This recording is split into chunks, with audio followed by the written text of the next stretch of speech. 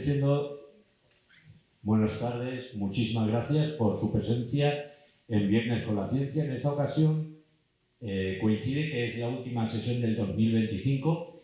Contamos con el gran maestro Álvaro Martínez Sevilla, que nos va a hablar de su incansable recorrido por el mundo. Como decía, en primer lugar, muchísimas gracias por su presencia. También agradecimientos a nuestros patrocinadores, el Ayuntamiento de Valdepeñas, Unicomán y, por supuesto, Bodegas Salúspide. En esta ocasión contamos con algo que puede parecer que no tiene relación con la innovación, pero para nosotros los viajes y el atravesar fronteras significa acceder a una nueva cultura, a un nuevo conocimiento que está muy relacionado, directamente relacionado con la innovación. Contamos, como decía, con Álvaro, es un gran divulgador, es un investigador, es el director de Paseo Matemáticos y, bueno, pues también colabora muchísimo con Fundación Descubre, que es, bueno, pues diríamos que el referente en España al que todos quisiéramos parecernos. Contamos aquí con su directora Teresa, que también gentilmente ha venido a acompañarnos. Este es un recorrido que nos va a mostrar Álvaro a través de la etnografía, a través del conocimiento de estas culturas, en algunos casos me estaba comentando olvidadas, que hacía pues bastantes décadas que nadie recogía ese conocimiento y ha venido a mostrárnoslo antes de presentarlo, porque ahora os contará que se va a hacer una exposición en Mauritania con la presencia del presidente de Mauritania. Va a haber, bueno, pues diversos actos sobre este excelente viaje y os dejo ya con Álvaro, que nos va, como siempre, a maravillar.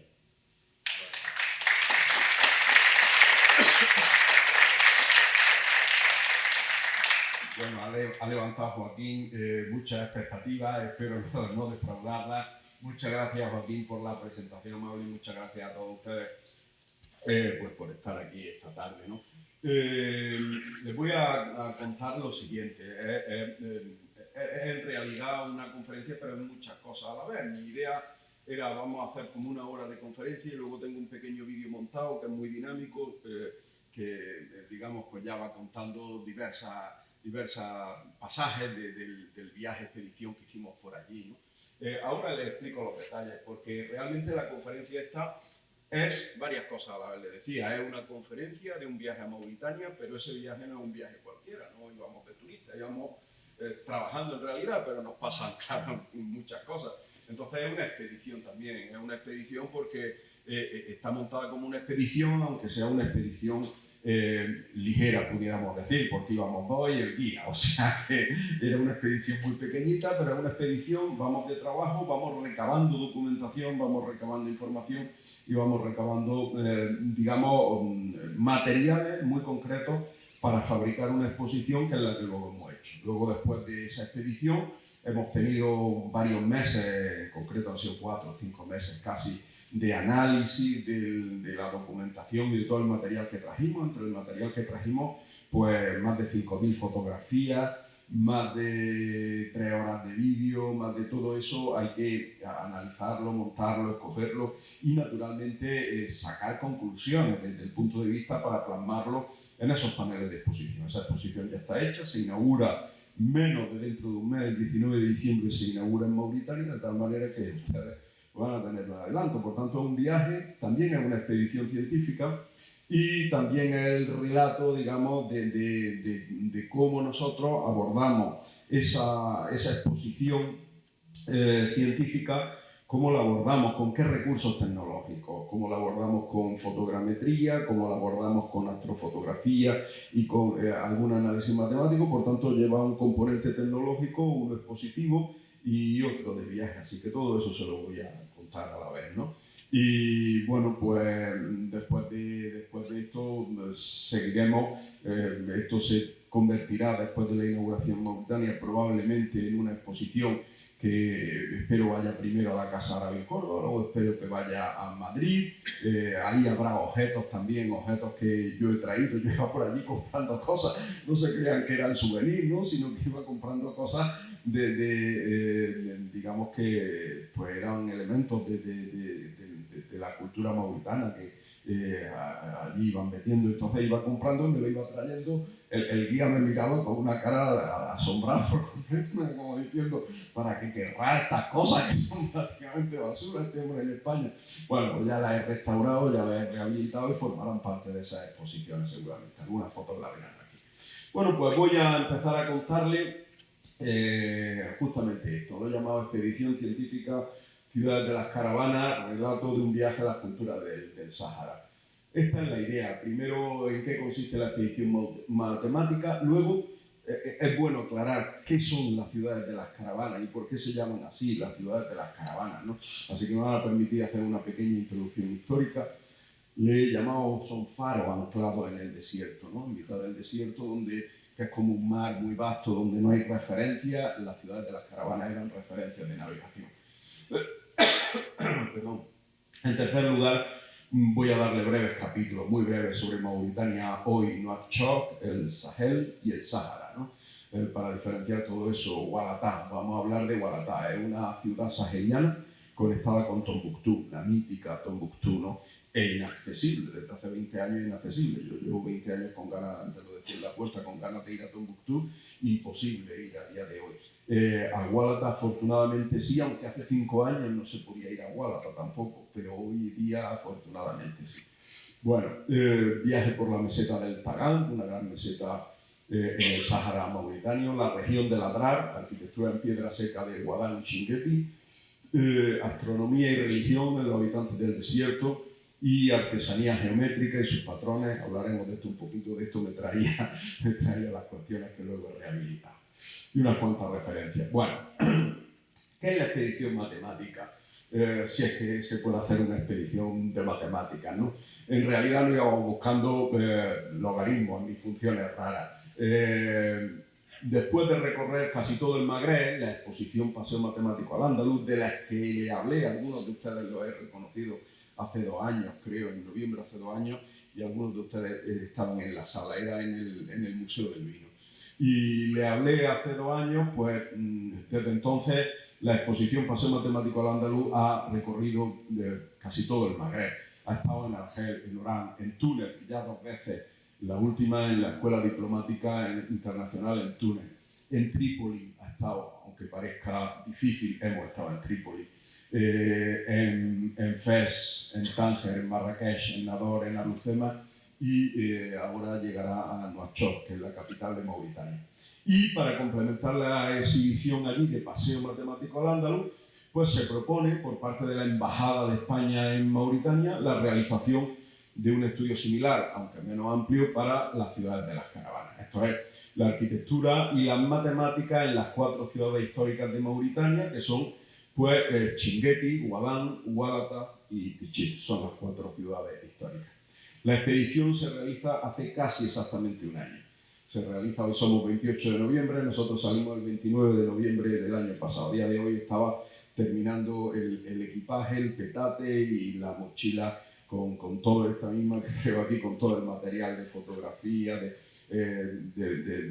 telémetros, etcétera, etcétera, ¿no? Entre el 29 del 11 y el 10 del 11, y en ella participamos Sergio Alonso, que es informático del Departamento de Lenguaje y Sistemas de la Universidad de Granada, y yo como parte científica y el guía conductor, Silvia, o sea que era una expedición realmente corta y ligera, ¿no? Bueno, ¿qué son las ciudades históricas de Mauritania? Aquí tienen un mapa de Mauritania. Mauritania es asombrosamente grande. Para que se hagan una idea, tiene la extensión de 2 veces España. 500 y pico mil kilómetros cuadrados tiene España, pues Mauritania tiene más de 1 millón, 2 veces España, pero con una población que no llega a 4,65 millones de habitantes. Mi referencia es que en Andalucía somos más de 8 millones y pico, menos de la mitad de Andalucía. En Castilla-La Mancha no sé en cuánto estará, 2,5, por ahí, bueno, no llega ni al doble de la población de Castilla-La Mancha, ¿no? De tal manera que un enorme territorio, 2 veces España, con 4 millones y pico de habitantes, de los cuales, del millón y pico, el 90% del territorio es Sahara, es desierto. Y solo un 10% en el desierto, que es básicamente territorio costero, aquí en Nouakchott, aquí en la parte del Rosso, donde están marismas del río Senegal y en el Parque Nacional que hay aquí en el norte del país, ¿no? Y de esos 4,65 millones de habitantes, en Nuakchot viven prácticamente 1,5 millones. Nuakchot es una ciudad nueva. Nuakchot hace 100 años era una aldea de pescadores, ¿no? Bueno, aquí se dice igual que Málaga. Bueno, pues no exactamente igual que Málaga, pero Málaga ha crecido mucho, pero Nuakchot muchísimo más. Es decir, que Nuakchot es de nueva fundación. Cuando el país tomó la independencia, decidió establecer la capital en un lugar y la establecieron en Nuakchot y ha crecido por capitalidad. En Nuadhibou, que está en el norte y que tiene un gran banco pesquero, les sonará a ustedes las noticias del banco pesquero de Nuadhibou, viven 100.000 habitantes. En Kifa, que está aquí, es un poco de una semicapital del Sahel, pues viven 45.000 habitantes, y esta ya es de las grandes ciudades, y el resto pues son poblaciones muy pequeñas. La mayor parte de la población, el territorio en Mauritania, pues podríamos dividirlo en costa, esta parte de aquí, claramente, la que está en la costa atlántica, riquísimo en pesca, con unos bancos pesqueros impresionantes. El Sahel es el territorio que hay limítrofe o el territorio intermedio entre el desierto del Sáhara y el África tropical, digamos, negra, propiamente negra, es decir, donde ya hay vegetación y lluvia abundante en la zona del Senegal, a partir del Senegal y más abajo. Bueno, la zona también aquí hay parte del Sahel, toda esta zona norte de Mali, todo esto. Bueno, la zona del Sahel, caracterizada por una semisabana con alguna vegetación, algunos árboles pequeñitos que van descendiendo conforme se va al norte, y bueno, aquí han pintado un Sahel muy grande. En realidad el Sahel, no sé si supongo que el cambio climático también influye. Ahora apenas llega por encima de Nema, Ayun el Atrus, etcétera, ¿no? Alec, Kifa, es decir, que en la actualidad el Sahel podríamos situarlo por aquí. Y el Sáhara, que ocupa la gran parte del país, como están viendo, ¿no? Las ciudades de las caravanas son estas 4 que les tengo aquí señaladas: Oualata, Tichit, Chinguetti y Ouadam. De ellas solo Chinguetti y Ouadam, estas 2, son las que algunos turistas se aventuran a visitar, ¿no? Los que llaman los viajes de aventura a Mauritania.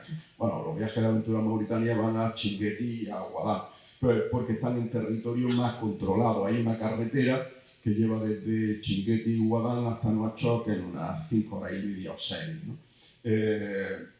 Son 400 y pico kilómetros y la carretera es relativamente buena, o sea que se puede hacer en unas 5 horas y media o 6. Pero Oualata, por ejemplo, son 1.200 kilómetros desde Nuakchot. Hay que venir desde Nuakchot por todo el sur hasta Nema y desde Nema hasta Oualata. Esta carretera es la carretera del Sahel, que le llaman la Nacional 1, es una carretera a tramos asfaltada, a tramos de tierra, pero el problema no es el firming de la carretera, el problema es que en realidad se le llama carretera, pero allí hay vacas, camellos, gente vendiendo panes, gente, o sea que es algo que en realidad aquí no lo llamaríamos carretera, ¿no? Entonces eso ralentiza muchísimo la marcha. Para que se hagan una idea, en llegar a Nema tardamos 2 días, que son 1.000 kilómetros aproximadamente. Tardamos 2 días con jornadas de conducción de 12, 13 horas al día. O sea, pues ya se pueden imaginar, si uno conduce aquí 12 horas al día, no solo se cruza España, sino que se mete en Francia sobradamente, ¿no? Desde el sur. Bueno, pues allí con jornada de conducción de 13, incluso 14 horas un día, pues apenas puede hacer 400, 500 kilómetros. Es decir, estamos hablando de otro terreno completamente distinto. Y desde Nema hasta Oualata, es una pista del desierto. Esto en realidad es una rodada del Dakar, ¿no? El París-Dakar, cuando iba por Mauritania, pasaba por aquí, pasaba por la pista de Oualata a Nema y venía por la de Tichit a Oualata, venía por aquí, entraba por Zouerat, pasaba por Chum. Aquí hay un monolito muy conocido y de aquí bajaba hasta Tijitka, Tichit, Oualata, o sea, eran las pistas del Rally París-Dakar, o sea que hay arena. Hay parte que es más firme, parte que es mucho menos firme. Bueno, para que se hagan una idea, estos son unos 80 y tantos kilómetros, y si hay suerte y el firme está bien, porque de eso depende del tiempo, se pueden tardar unas 3 horas y media o 4, ¿no? Es decir, que en la media de kilómetros, pues con suerte 20 kilómetros a la hora, ¿no? Perdón. ¿Cómo es socialmente Mauritania? Es multiétnico, el 30% son lo que se llama Beidán, que son moros blancos, y el 40% Jaratín, que son moros negros. Bueno, la denominación, es la traducción directa de las palabras, pues viene naturalmente del color de la piel. Los moros negros son musulmanes de la zona sur, Sahel y zona sur del país, y los moros blancos provienen de la arabización que en Mauritania se produjo por diversas tribus, de las que ahora hablaremos, que vinieron del norte e incluso, bueno, ahí entran almorávides, entran almohades, etcétera, etcétera. Esa arabización de estas tribus pues son las que se quedaron en el país y de hecho formaron la élite del país y son los llamados moros blancos o beidán, ¿no? Ambos son de influencia bereber y árabe, y el 30% restante, entre el 100%, pues son diversas etnias subsaharianas. Por ejemplo, los soninké, los wolof, los fula. Cada etnia tiene una lengua distinta, de tal manera que Mauritania es un mosaico de lenguas tremendo, ¿no? De hecho, al principio estuvieron planteándose poner la exposición en varias de las lenguas, pero luego finalmente vimos que aquello era un babel incontrolable y finalmente se va a hacer solo en árabe y en español, ¿no? La exposición. Bueno, y en francés. Estuvo colonizado por Francia. Francia es la lengua franca por allí, nunca mejor expresar la redundancia, hasta la independencia, que fue de Mauritania en 1960. Y fue el último país del mundo, atención a esto, de este dato, en abolir la esclavitud en 1981. Pero aunque la esclavitud se abolió en 1981, hace ya pues 20, 25, 45 años prácticamente, todavía hoy hay un problema con ella, porque abolir la esclavitud no es algo que se decrete por ley, ¿no? Sino que es algo que depende de los recursos económicos, de la facilidad para hacer cumplir esa ley en un territorio como este vacío, donde no hay policía, donde el ejército tiene otras preocupaciones, que es controlar la frontera con mal para frenar el yihadismo. Hace 5 años no lo había conseguido, ahora a día de hoy está conseguido, ¿no? Una nueva brigada que se llama el Batallón Mauritania, y este ha conseguido impermeabilizar la frontera, pero hace 10 años no era así. En fin, pues todo esto hace que, quiero decir que del dicho al hecho hay mucho trecho. El gobierno me consta que hace esfuerzos grandes, muy grandes, por tratar de acabar con este hecho, pero hay cierta inercia que no podríamos llamarle formalmente esclavitud, pero sí, digamos, uno lo ve, quiero decir, uno ve que hay personas que no están contratadas formalmente trabajando, ¿no? Y no están contratadas formalmente por un salario, sino que tienen otra condición con el beidán, con el moro blanco con el que vive, ¿no? Bueno, esto es un poco Mauritania, y esta es la ruta que nosotros hicimos. Es decir, que aquí está el mapa de esta parte costera y de la parte sur del país, y aquí lo tienes, desde Nouadhibou en el norte hasta San Luis, ya en Senegal. Aquí está Rosso, en la frontera, Nouakchott, y entonces esto es lo que nosotros hicimos como ruta. 3.512 kilómetros, 55 horas de conducción totales en 9 etapas, una buena parte de ellos por pista firme o arena, y los preparativos en Nouakchott. Gualata, que está aquí, bueno, yo le pongo la grafía española, como ustedes saben. Esto es una cuestión fonética, no es distinto. En los mapas pues suele aparecer la grafía francesa o Gualata, ¿no? Pero bueno, pues nosotros le ponemos la grafía española con la W, ¿no? Entonces, pues nuestra expedición fue desde Nouakchott por aquí hasta Gualata, de Gualata vuelta hacia atrás, porque no había, el guía decía que no íbamos a ir a Tichit por aquí, por dentro, porque en primer lugar un coche solo no puede ir, y como un coche solo es necesario ir con varios coches. Y en segundo lugar decía que la pista era de si vous voulez mourir, Oliva, decía el guía, es decir, si ustedes quieren morir, vamos por la parte de dentro. Es decir, que el camino era suficientemente duro como para no intentarlo. Entonces volvimos desde Gualata hasta este cruce, que es San Gravé, el pueblo que hay aquí, y por cierto, un buen cordero que nos tomamos ahí.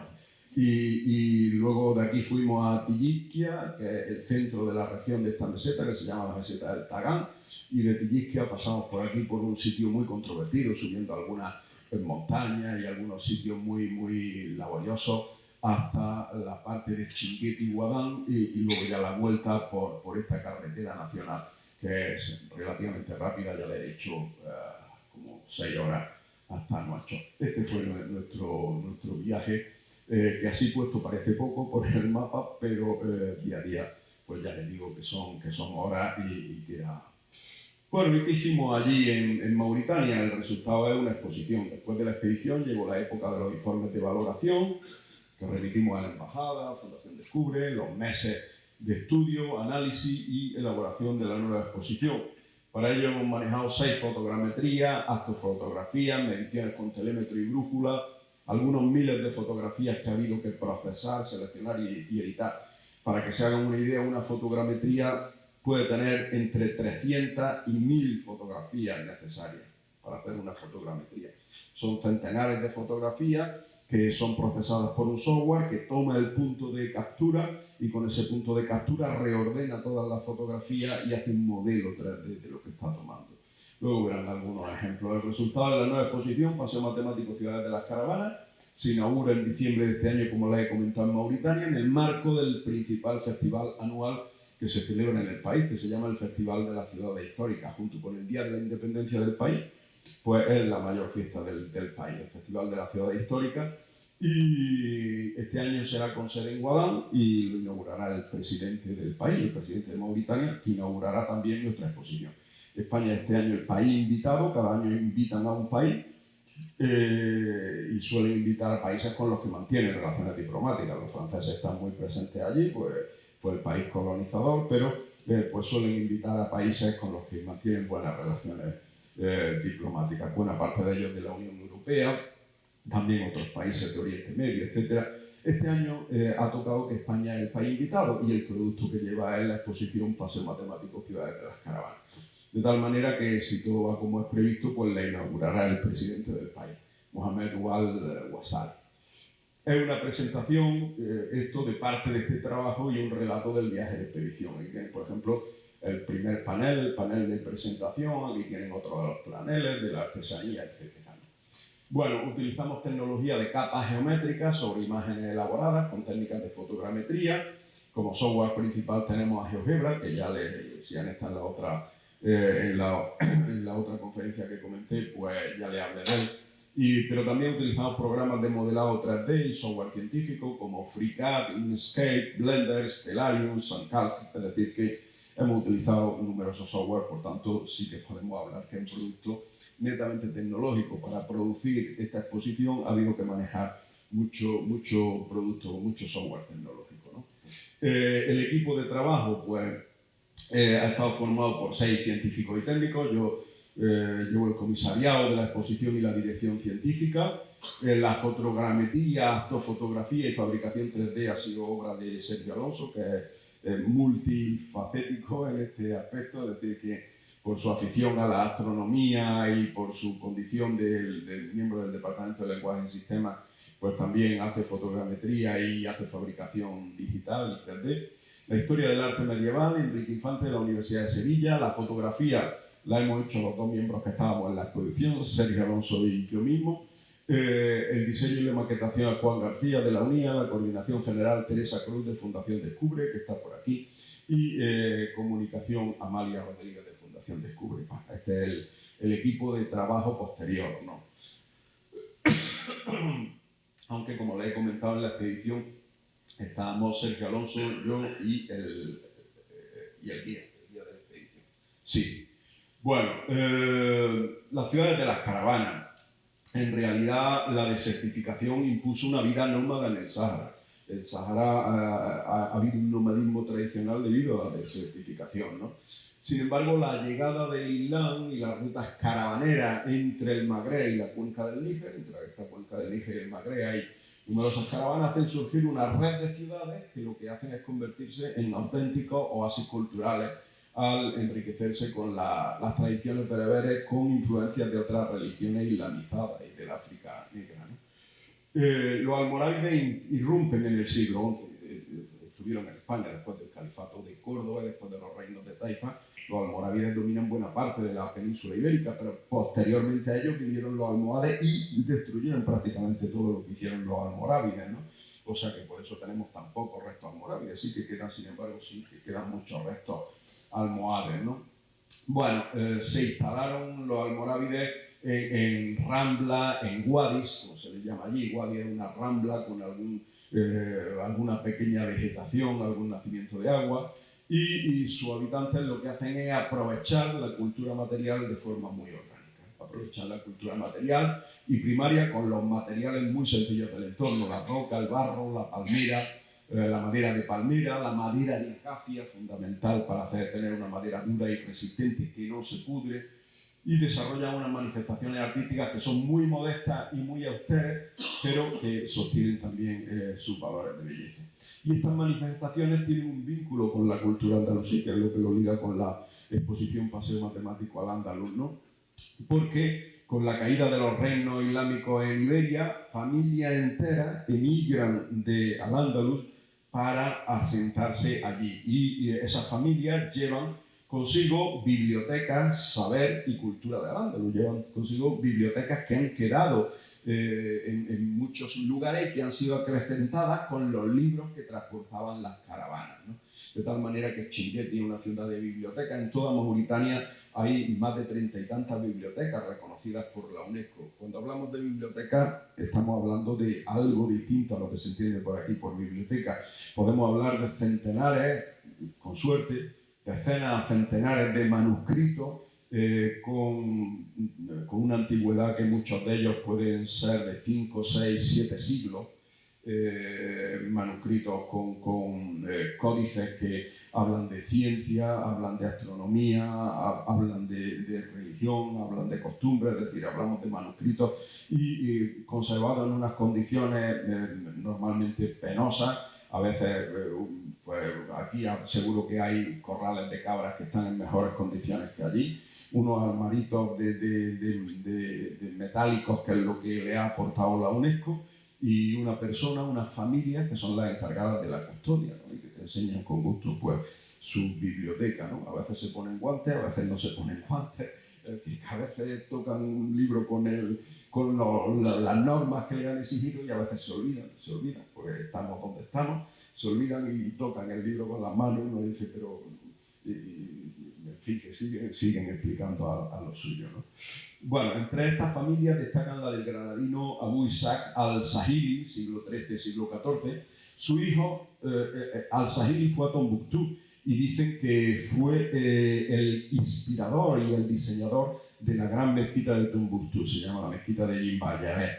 Esta mezquita que les sonará de las imágenes, que tiene unos palos metidos por fuera en el adobe y a través de esos palos se suben para ir restaurando, porque claro, el exterior de la mezquita de Tombuctú es adobe, allí llueve muy poco en Tombuctú, pero cuando llueve pues el adobe queda descostrado y queda erosionado por el agua. Entonces, para irlo reparando cada año, ponen estos palos a través de los cuales se van subiendo y van reparando la mezquita. Los hijos de al-Sahili se establecieron en Gualata. Gualata está a 400 kilómetros de Tombuctú, por tanto no está lejos, poco más que de Granada aquí a Valdepeñas. No está a 400 de Granada, Madrid es 435. Bueno, pues se fueron a Gualata y se establecieron a su muerte en Gualata.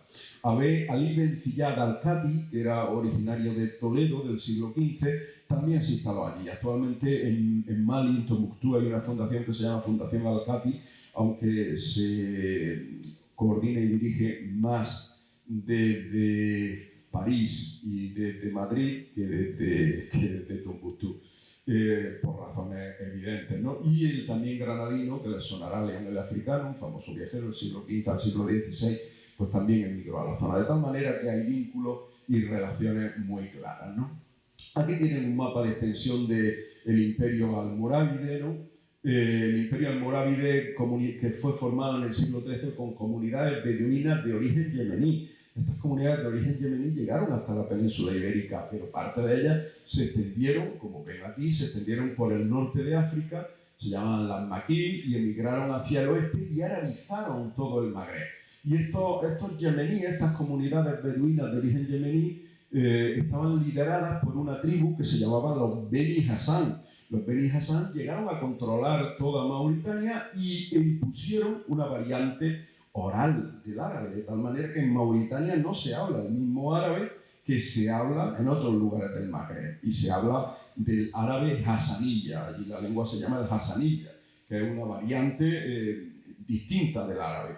Hay palabras que son realmente distintas y otras que son más parecidas, pero no es lo mismo el hassanilla que se habla en Mauritania que el árabe que se habla en otros lugares, ¿no?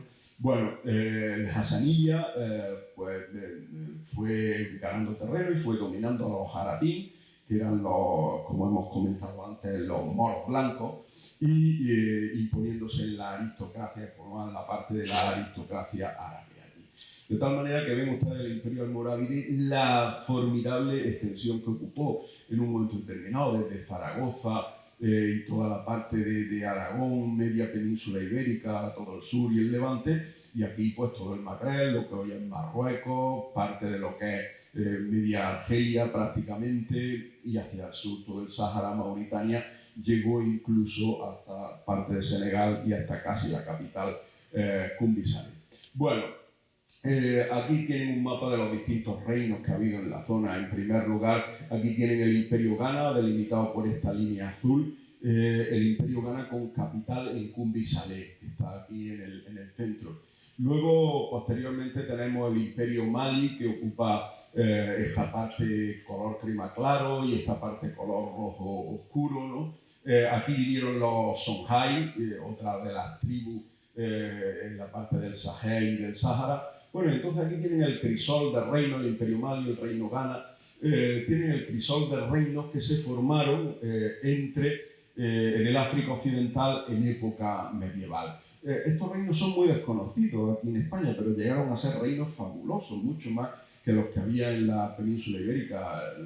Este relieve, este grabado representa a Mansa Musa, que aparece aquí en el centro de la foto. Era el emperador de Mali y era famoso por su inmensa riqueza. Hay quien ha calculado que la riqueza de Mansa Musa actualizada a día de hoy es superior a la del dueño de Amazon, es superior a la de Bezos, ¿no? De tal manera que, bueno, quiero decir que esa inmensa riqueza, de hecho, viene representada aquí en este grabado por esta bola dorada que representa una esfera de oro que sostiene en la mano como símbolo real, es decir, que los atributos estaban basados en el oro. Parte de esa riqueza es el oro, ¿no? Y bueno, la red de ciudades que se crearon en torno a esos reinos. Bueno, pues por tanto tenemos unos reinos medievales, el Imperio Ghana, el Reino Ghana, el Imperio Mali, que digamos fueron tremendamente ricos y desarrollaron rutas comerciales que conectaban con el Mediterráneo y con el África Occidental y con el Magreb.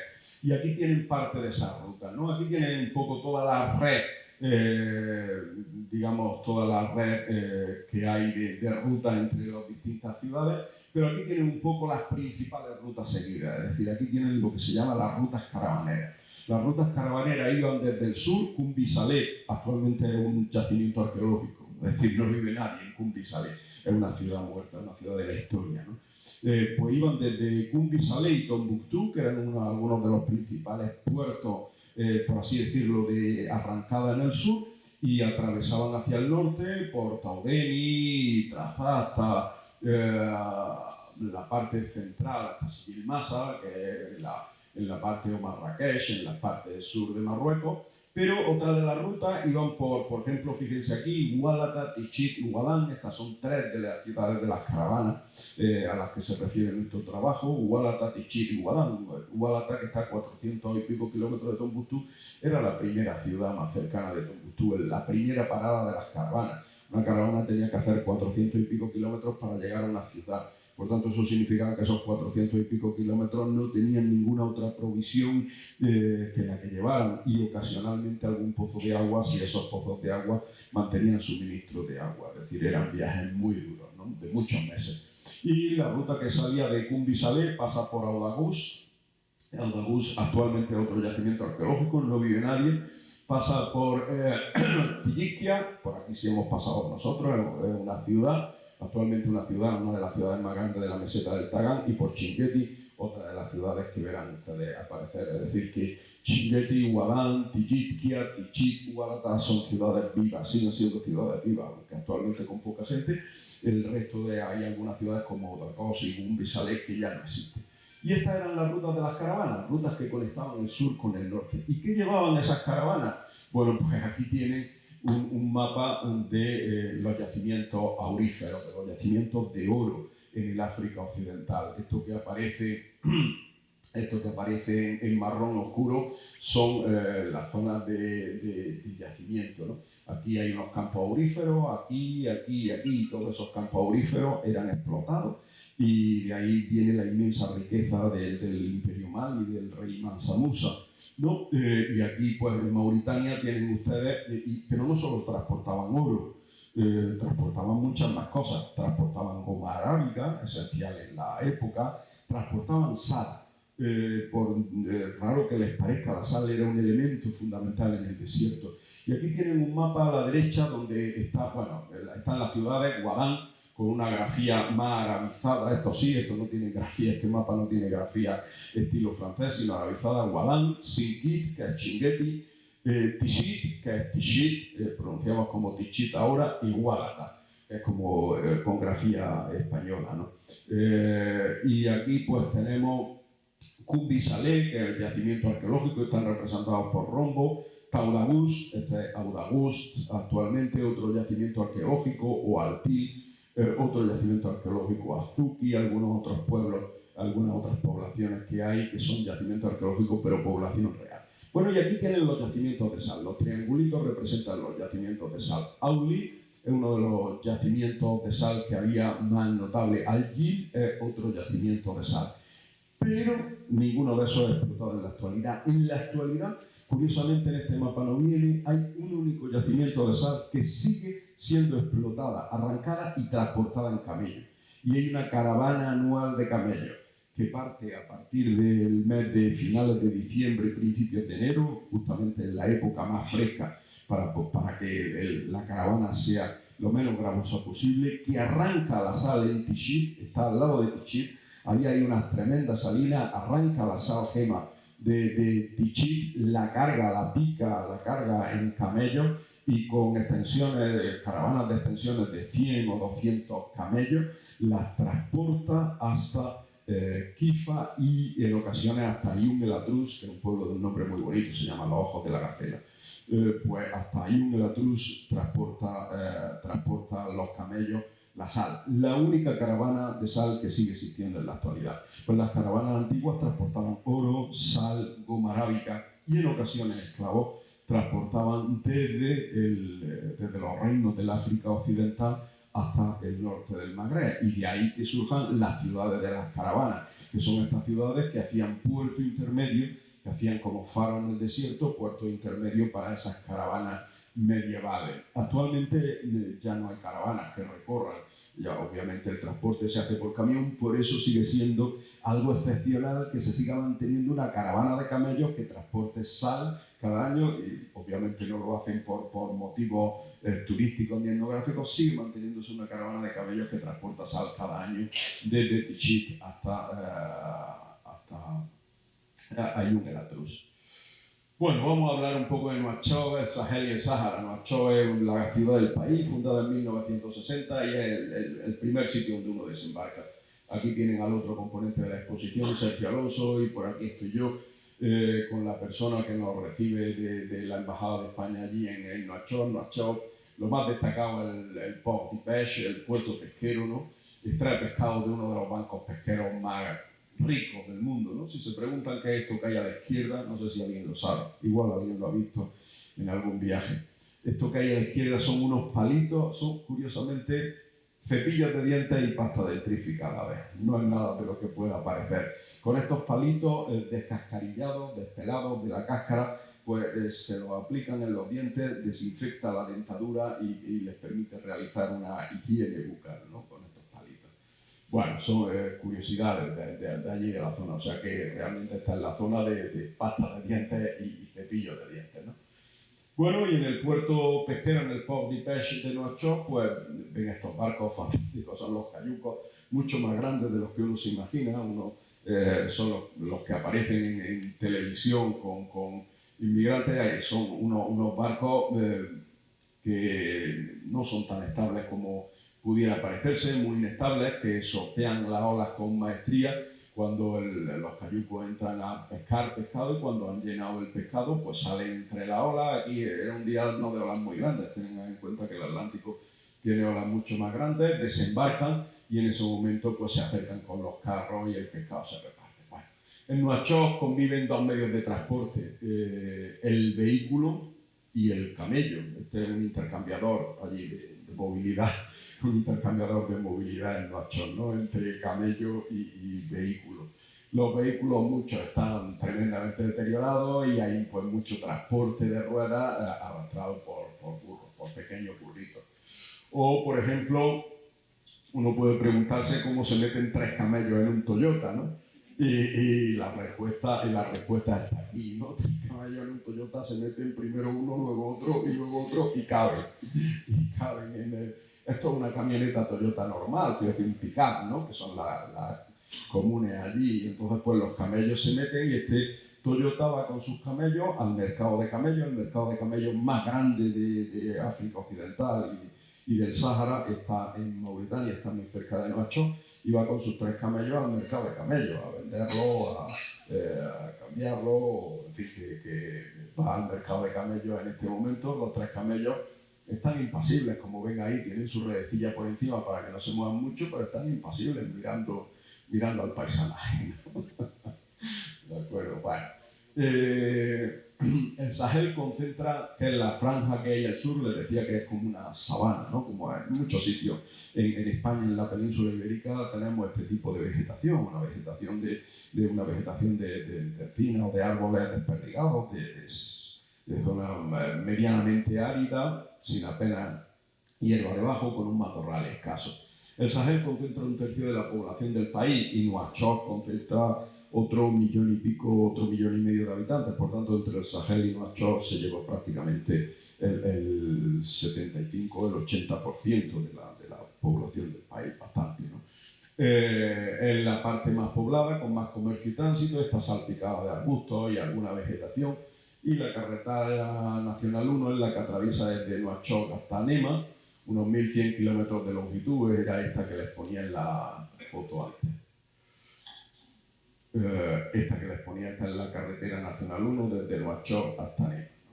Esa carretera nacional 1 en sus primeros kilómetros pues está asfaltada, pero luego deja de estar asfaltada, va pasando por pueblos, hay animales, en fin, que está en la Nacional 1 también, o sea que no se crean que es un sitio aparte, ¿no? En fin, hay burros allí que transportan agua, en fin, hay las casas, etcétera, ¿no? Bueno, este es el paisaje, que cuando uno se va adentrando en el Sahel van desapareciendo los árboles y va quedando un paisaje ya mucho más desértico, ¿no? Y hasta que uno llega ya a los confines del Sahel, aquí lo tienen, donde hay algo de ganado. Estas vacas no sé cómo sobreviven, para mí es un milagro, no sé de dónde sacan el alimento, pero sobreviven, están escuálidas, pero sobreviven. Y algunos burros que tiran de norias tratando de sacar el agua de algunos pozos. Este es el Sahel ya frontera con el Sáhara, es decir, esto ya prácticamente es Sáhara, ¿no? Aquí tienen uno de los famosos pozos donde recostaban y donde siguen sacando agua, ¿ves? Con estos burros dando vueltas, aquí siguen sacando agua. Ahora mismo aquí están estos tuaregs que están extrayendo agua del pozo para alimentar a los animales, ¿no? Y estos pozos siguen existiendo en todas las rutas de las caravanas. Bueno, este es nuestro guía, Siri. Este es nuestro guía Siri Eli, que es de 2 metros de altura, ¿no? Como los almorávides clásicos, ¿no? Es decir, que digo clásicos como la tipología almorávide subido en un termitero. Y esta es ya entrando en la zona del Sáhara, muy cerca de Gualata, la ciudad que hay más al oeste. Ya que he comentado que hace 6 años prácticamente no se podía entrar, pero ahora sí se puede entrar y la verdad es que muy pocos occidentales hemos entrado allí recientemente, ningún turista, por supuesto. Nosotros preguntamos en el pueblo a través de Siri que quiénes eran los anteriores que habían estado en el pueblo y nos dijeron que hace 2 semanas antes que nosotros, habían ido 4 británicos que al parecer eran historiadores, geógrafos, es decir, que los que van allí pues normalmente es con propósito de estudio, con un propósito muy específico y desde luego cero turistas. No hay en Gualata ningún restaurante, no esperen comer en ningún sitio, no hay en Gualata ningún sitio donde alojarse y uno entonces tiene que entrar en contacto con la gente local que le va a dejar la casa para que pueda pasar la noche en ella por una contraprestación económica, claramente, y que le va a hacer incluso la comida o le va a preparar el té, pero no hay allí formalmente, y que se lo harán en el momento en que uno llega. No hay ningún restaurante, no hay ningún hotel, no hay ningún sitio para esto. Nosotros ya llevábamos comida, de hecho, desde Nuachot para estas eventualidades, ¿no? Bueno, y aquí está en lo alto un termiterio, les decía, ¿no? O, por ejemplo, este es un percance con el Toyota. Aquí tiene un Toyota cargado hasta arriba de sacos que está haciendo... Esta es la pista que va desde Gualata hasta Nema. Bueno, ya se hacen una idea de cómo es la pista, ¿no? A veces en la pista se queda trancado un coche cargado de sacos y entonces pues ahí ponen su gato y tienen que sacar el neumático, ¿no? Entonces ha tenido la suerte de que se le ha roto el neumático a unos 20 kilómetros de Nema, pues tiene que ir con el neumático, le saca el neumático y tiene que ir guiando el neumático, como los niños con un palito, 20 kilómetros hasta Nema, ¿no? Entonces, pero el principal problema de los 3 otros que iban en el coche, el principal problema de todos, es que no tenían un mechero para encender el hornillo para hacerse un té, no tenían con qué hacerse un té. Y esto es un problema muy serio en Mauritania. Entonces nos pararon y nos dijeron, por favor, ayudarnos con esto. Y efectivamente, pues nuestro guía sacó su kit de hacer té, sacó su infiernillo, sacó su té y aquí están ya los 3 que iban en el Toyota y ya le hicimos té y les dejamos mechero y con esto pues ya al menos pueden aguantar buena parte del día hasta que viniera con un coche el que fue con el neumático a arreglar el neumático a Nema. Pues como se dan cuenta, por esto no se puede ir un coche solo, porque ir un coche solo supone el riesgo de tener una cosa de esta, un reventón en una rueda, las pistas son muy malas y tener que echar un día o 2 días en poder repararlo, ¿no? Es decir, que aparte de poder gestionar eso, ¿no? Y esto pues pasa, ¿no? Quiero decir que esta es, como ven la pista, que no es nada, que no es pista. Bueno, en algunos geltas, los geltas son pequeños acúmulos de agua, digamos, en barrancos de piedra, pues en algunos geltas quedan pequeños acúmulos de agua que albergan una vida salvaje muy sorprendente.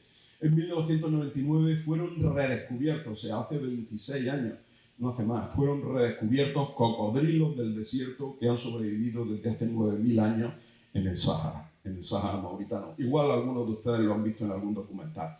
Igual han visto algún documental en la televisión, aparecen estos cocodrilos del Sáhara en un local tan increíble, en pequeñas extensiones de agua, allí entre desierto y piedras, ¿no?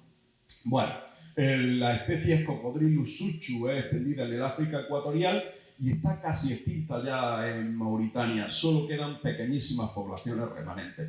Para que se hagan una idea, están calculados en 200 los cocodrilos que quedan en Mauritania, fundamentalmente en el sur, en la zona del Sahel. O sea, que quedan como en un momento quedaron los linces aquí en la península ibérica, muy pocos, como 200, ¿no?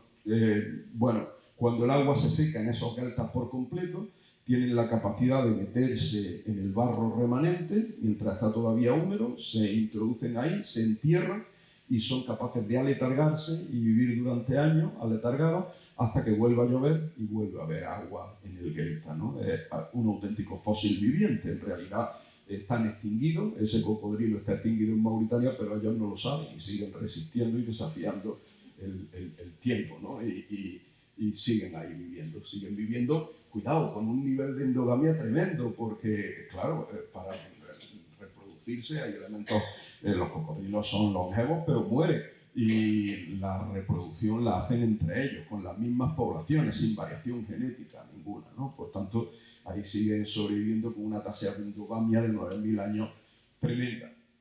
Es un auténtico fósil viviente, como el celacanto, como ese pez famoso que se encontró en el Océano Índico hace años, como otros elementos que son fósiles vivientes. En el Antiguo Egipto los cocodrilos eran momificados y se les rendía culto a través del dios Sobek, que es este que aparece en esta estela aquí en el Alto Egipto. A través, representa, es evidente, ¿no? La cabeza es la cabeza de un cocodrilo y este representa al dios Sobek, que era el dios cocodrilo. Está asociado a la fertilidad y al poder del faraón, aunque la relación era ambivalente.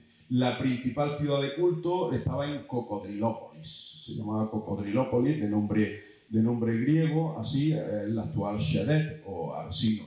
Y también en Colombo, los cocodrilos, si alguno de ustedes está en Egipto, pues en Colombo hay unos templos, pues allí hay uno de los templos dedicados al dios de los cocodrilos, ¿no?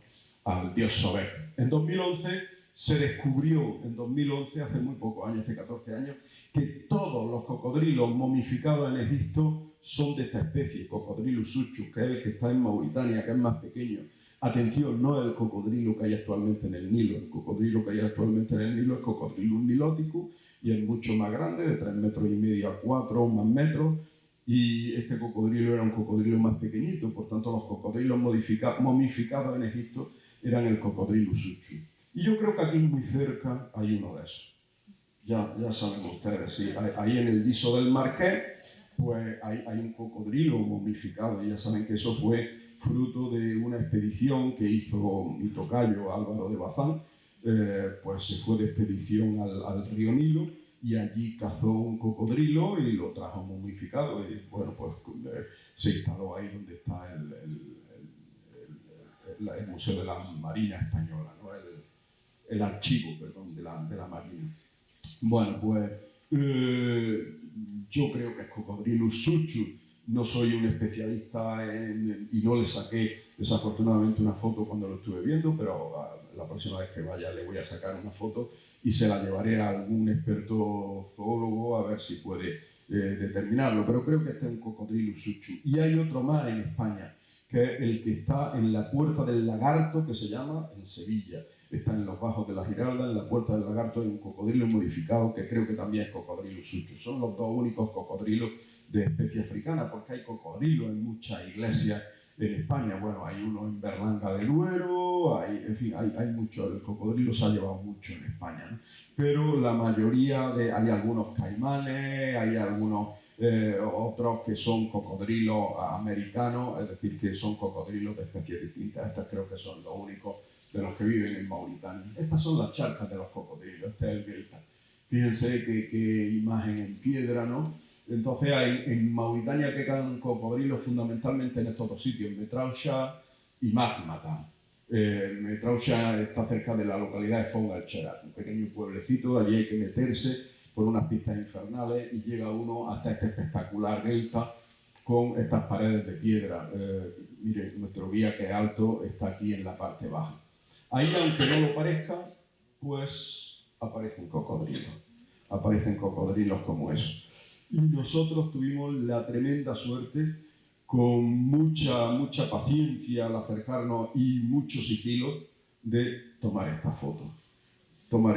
No es fácil tomar esta foto porque los cocodrilos parecen muy perceptivos al sonido, al retumbe de las pisadas sobre el suelo, y en cuanto escuchan las pisadas sobre el suelo se meten debajo del agua, se meten en sus madrigueras que están debajo del agua. Pero nosotros fuimos bueno, naturalmente está tomada con un teleobjetivo, pero creo que es una buena foto de un cocodrilo en el delta de Metrausha en concreto, ¿no? Fíjense que estas hierbas son estas hierbas que aparecen por aquí, que estaban justamente aquí. Bueno, pues el primer objetivo, este era uno de los objetivos que yo llegaba allá al Mauritania, ver los cocodrilos del desierto. No es fácil, hay mucha gente que se acerca, e incluso he conocido expediciones científicas que han estado 5 días acampados en los deltas y no han conseguido ver los cocodrilos. ¿Qué hace falta para que se vean los cocodrilos? Que haya un día despejado, que haya un día soleado, que la aproximación a las charcas sea muy sigilosa, que quieran comer algo. Normalmente comen algunos crustáceos pequeños de dentro del agua del delta, pero a veces también salen a buscar mamíferos fuera, varanos, etcétera, etcétera. Hay más fauna aquí. Estas lagartijas absolutamente prediluviana y unos varanos tremendos de los cuales nos pasó uno entre las piernas. A mí me pasó uno entre las piernas, un varano de aproximadamente 3 metros y pico de largo. No saben ustedes la impresión que da eso, aunque son inofensivos parece, pero no saben ustedes la impresión que da eso. Salió entre las piedras y me pasó entre las piernas. Imposible acudir a la cámara de fotos por más rápido que uno fue para cuando acudía a la cámara de fotos y esto que la llevaba colgada. Antes de encenderla o tratar de coger el disparador ya se había perdido con una rapidez famosa, ¿no?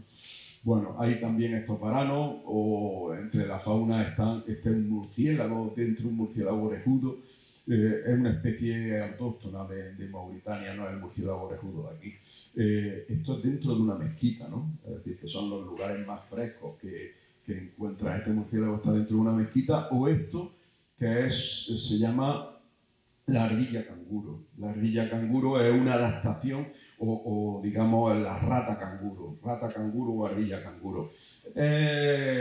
Sí, podríamos decir que tiene características de rata, bueno, una rata singular, ¿no? Pero tiene facilidades de canguro. Las patas de atrás son muy largas, muy musculosas, eso le permite saltar y correr mucho, y en el desierto es algo fundamental porque arena, la tierra quema, sobre todo en los meses más cálidos, y no pueden estar los animales. Son animales, también tuvimos mucha suerte en tomar esta foto. Algunos aparecían y desaparecían rápidamente, son muy rápidos, muy veloces, aparecen y desaparecen como un relámpago. Cogerlos en foto, créanme que es muy difícil. Íbamos con los dos con las cámaras por la zona donde había, tratando de disparar a diestro y siniestra. Vez que cogíamos, muchas salen movidas, otras no salen, otras salen fuera de foco. Y es difícil cogerlo, y además son animales nocturnos que no salen de día para evitar el calor, y aquí tuvimos la suerte de encontrárnoslo, ¿no? Esta es la parte del Sahel, como ven, pastos secos en la estación que no es la estación de lluvia, y camellos que pastan como si fueran ovejas. Estos deben ser camellos en el paraíso, ¿no? Porque tienen aquí un gran acúmulo de agua para poder beber, ¿no? O los burros estos que están emparentados con las cebras. Si ven ustedes esta línea aquí que les cruza el lomo, pues es justamente una línea que parece, vamos, de hecho se forma por los mismos principios que se forman los cuerpos rayados de las cebras, ¿no? Estos burros, aunque no lo parezca, tienen dueño, ¿eh? Todos los burros tienen dueño. Bueno, aunque parezcan salvajes y están sueltos en mitad del monte, ¿no? Pero tienen dueño. La remota Gualata es un satélite de Tombuctú. Gualata la califico como satélite, como ciudad satélite. Satélite no como la de aquí, está a 400 kilómetros. Es un satélite de Tombuctú, pero tiene brillo propio. Aquí tienen una imagen de la ciudad desde arriba, de estas peñas, desde arriba de la ciudad vieja. Entonces, Gualata significa el contacto entre el mundo bereber y el Sahel. Conserva una tradición ornamental excepcional en la que se ha querido ver una raíz andalusí y sus motivos: espirales, cruces, cadenas, chevrones grafiados. Chevrones se llama así por el símbolo de la Chevron Oil, es decir, que es justamente este angulito, ¿no? Eso se le llama en arte chevrones. Bueno, pues incisos pintados en rojo y ocre sobre blanco, pues se combinan, figurando simbólicamente en un universo social local. Pero solo se pretende embellecer los dominios de las esposas, que son las casas domésticas, por lo que las formas, aunque están dotadas de un sentido ancestral críptico, que a veces hay investigadores franceses que lo han asociado a la fertilidad, que lo han asociado, le llaman a la madre de las caderas anchas, la mère de Ouche. Están asociadas a un críptico sentido central, pues son la respuesta de este remoto rincón del Islam a las pulsiones estéticas. Y es muy curioso que en un sitio donde el sol es implacable, donde cuesta trabajo sobrevivir y vivir día a día, donde se sobrevive con mucha dificultad, donde todo tiene que traerse hasta la sal, ¿no? En camello, y no digamos los alimentos del día a día, donde la principal fuente de subsistencia es la leche de camello o las cabras cuando hay, muy poquitas, los burros, etcétera, etcétera, la poca ganadería que tienen. Cuando la vida es tan difícil, que se dedique parte del tiempo al ennoblecimiento del hábitat cotidiano, y muy sorprendente, y muestra que esta estética y este embellecimiento del hábitat cotidiano es realmente un elemento de dignidad, un elemento de dignificación de la vida cotidiana en los hábitats, incluso en los más duros, ¿no? En los más austeros.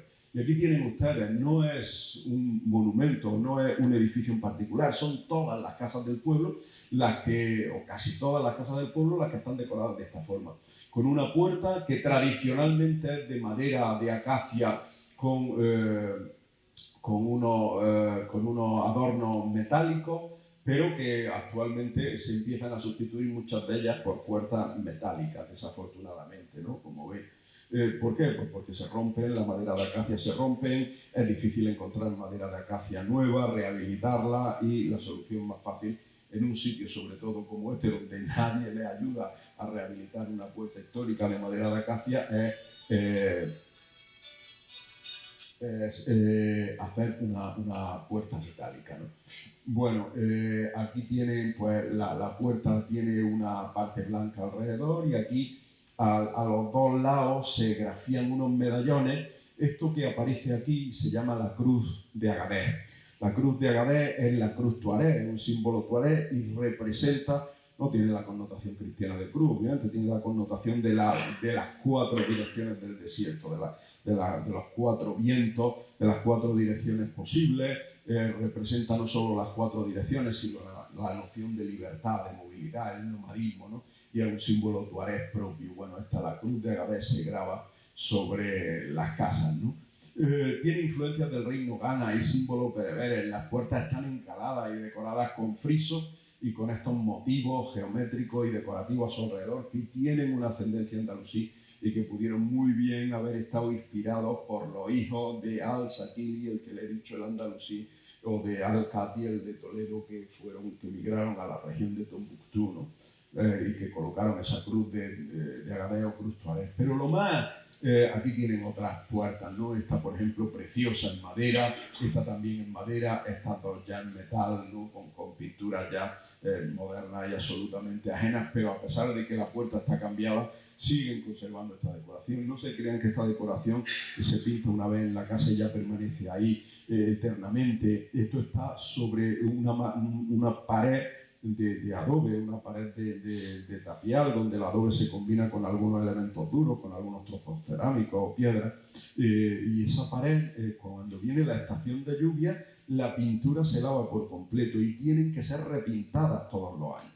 Es decir, todos los años, igual que aquí en el sur, en la península ibérica, se encalan las casas, se encalaban, ahora ya queda poca cal, pero se encalaban antes tradicionalmente las casas todos los años había que encalarlas. Pues aquí, después de la estación de lluvias, que es en el verano, empieza a partir de mayo, junio, con los monzones, empieza con todos los monzones y dura hasta septiembre, octubre probablemente, es una estación muy cálida, por tanto hay calor y humedad, ¿no? Es decir, es la muerte, ¿no? Pues prácticamente, bueno, pues en esa estación de la lluvia las pinturas se despintan, y cuando acaba la estación de lluvia hay que darle un fondo blanco de cal y grafiar. Se grafían, las mujeres grafiaban tradicionalmente con los dedos, con pinturas naturales, que son estas que aparecen aquí. Este ocre oscuro, este naranja son pinturas naturales, este verde y este azul ya no son tradicionales. Esta de la derecha sí es completamente tradicional, esta de abajo es completamente tradicional, en los colores me refiero, y esta también. En el centro se colocaba una piedra lustral. Esa piedra era la piedra de purificación, porque para hacer digamos, la oración diaria, que saben que 5 veces al día, pues saben que en el Islam hay que pasar por el rito de la purificación, y por eso en las mezquitas hay una fuente, o hay una fuente en el centro. Se pasa por el rito de la purificación. Donde no hay agua es muy difícil hacer ese rito de la purificación, entonces se suele hacer la purificación con arena del desierto. Pero en las ciudades o en los pueblos donde la arena es impura porque está pisada y está llena de excrementos de animales, de las ovejas, de las cabras, perdón, las ovejas no hay allí ni una, de las cabras, de los camellos, en fin, está llena de excrementos de animales, esa arena es impura, y entonces se suele poner una piedra lustral, y esta piedra lustral es la que hace el efecto de purificación, ¿no? Para para la purificación. Y las casas tienen unos tremendos patios, como están viendo aquí, con unas tarimas. En estas tarimas se tumban al amanecer o al atardecer sobre la alfombra para disfrutar un poco, pues justamente como aquí, para disfrutar del poco frescor o del frescor. Invierno sí, ahora en este momento, en esta época del año hace frescor, ¿no? Ya por la noche, bueno, frescor, cuidado, se está en manga corta perfectamente, pero en fin, que frescor es un concepto relativo, quiero decir que no suda uno mucho de noche. Y entonces estas tarimas de madera decoradas con motivos geométricos, y aquí ven pues un poco que todos los vanos, esta puerta, esta gran puerta, todas las ventanas, todos los vanos están decorados de estos frisos y están decorados de estos dibujos geométricos, ¿no? Aquí tienen otro patio completamente decorado, todos los vanos ven que están decorados, es decir, la decoración es hacia el exterior y es también hacia el interior. Y en el interior aquí, bueno, tienen un poco el estudio de cómo se hacen zócalos con apilamiento, lo que yo llamo la denominación es mía, con apilamientos de frisos. Son frisos que a veces tienen simetría central, como este que he puesto aquí, P2MM, esta es la denominación matemática. Aquí hay un estudio matemático de los frisos, P2MM significa que tiene una simetría central, el friso a lo largo, y también simetrías verticales, ¿no? Es decir, que el friso se repite de abajo a arriba y de izquierda a derecha, ¿no? Y este es P2MG, es decir, aquí significa que el friso hace una simetría claidosimetría con deslizamiento, ¿no? Bueno, este concepto de apilamiento de friso existe ya en la Alhambra. En la Alhambra se pueden ver frisos apilados, por ejemplo, en los iguanes de la sala del patio de los Arrayanes, pero el apilamiento de frisos en la Alhambra es horizontal. Se apilan los frisos horizontalmente y aquí se apilan verticalmente y se rematan con unas cenefas cuspidales, con unas partes cuspidales que tienen la cruz de Agadir y tienen estos motivos tan curiosos. Como ven, para decoración de una habitación interior en mitad del desierto del Sahara es completamente sorprendente. Lo más sorprendente es que es el único pueblo, no es pueblo, es ciudad en realidad, aunque viven 2.000 habitantes, pero es una ciudad. Es la única ciudad en todo el Sáhara donde eso ocurre. No hay más ciudades en el Sáhara donde ocurra esto, de tal manera que es la exclusividad de una población que ha mantenido una cultura ya de siglos, muy centenaria, y que es la única que lo ha mantenido a lo largo del tiempo, ¿no? Aquí tienen algunos ejemplos de los medallones, aquí algún medallón que he reproducido este en concreto yo geométricamente, y aquí tienen como el medallón lo hemos fabricado digitalmente. Esto es para cortarlo con una cortadora láser sobre unos paneles de DM y pintarlo para reproducir esos medallones, ¿no?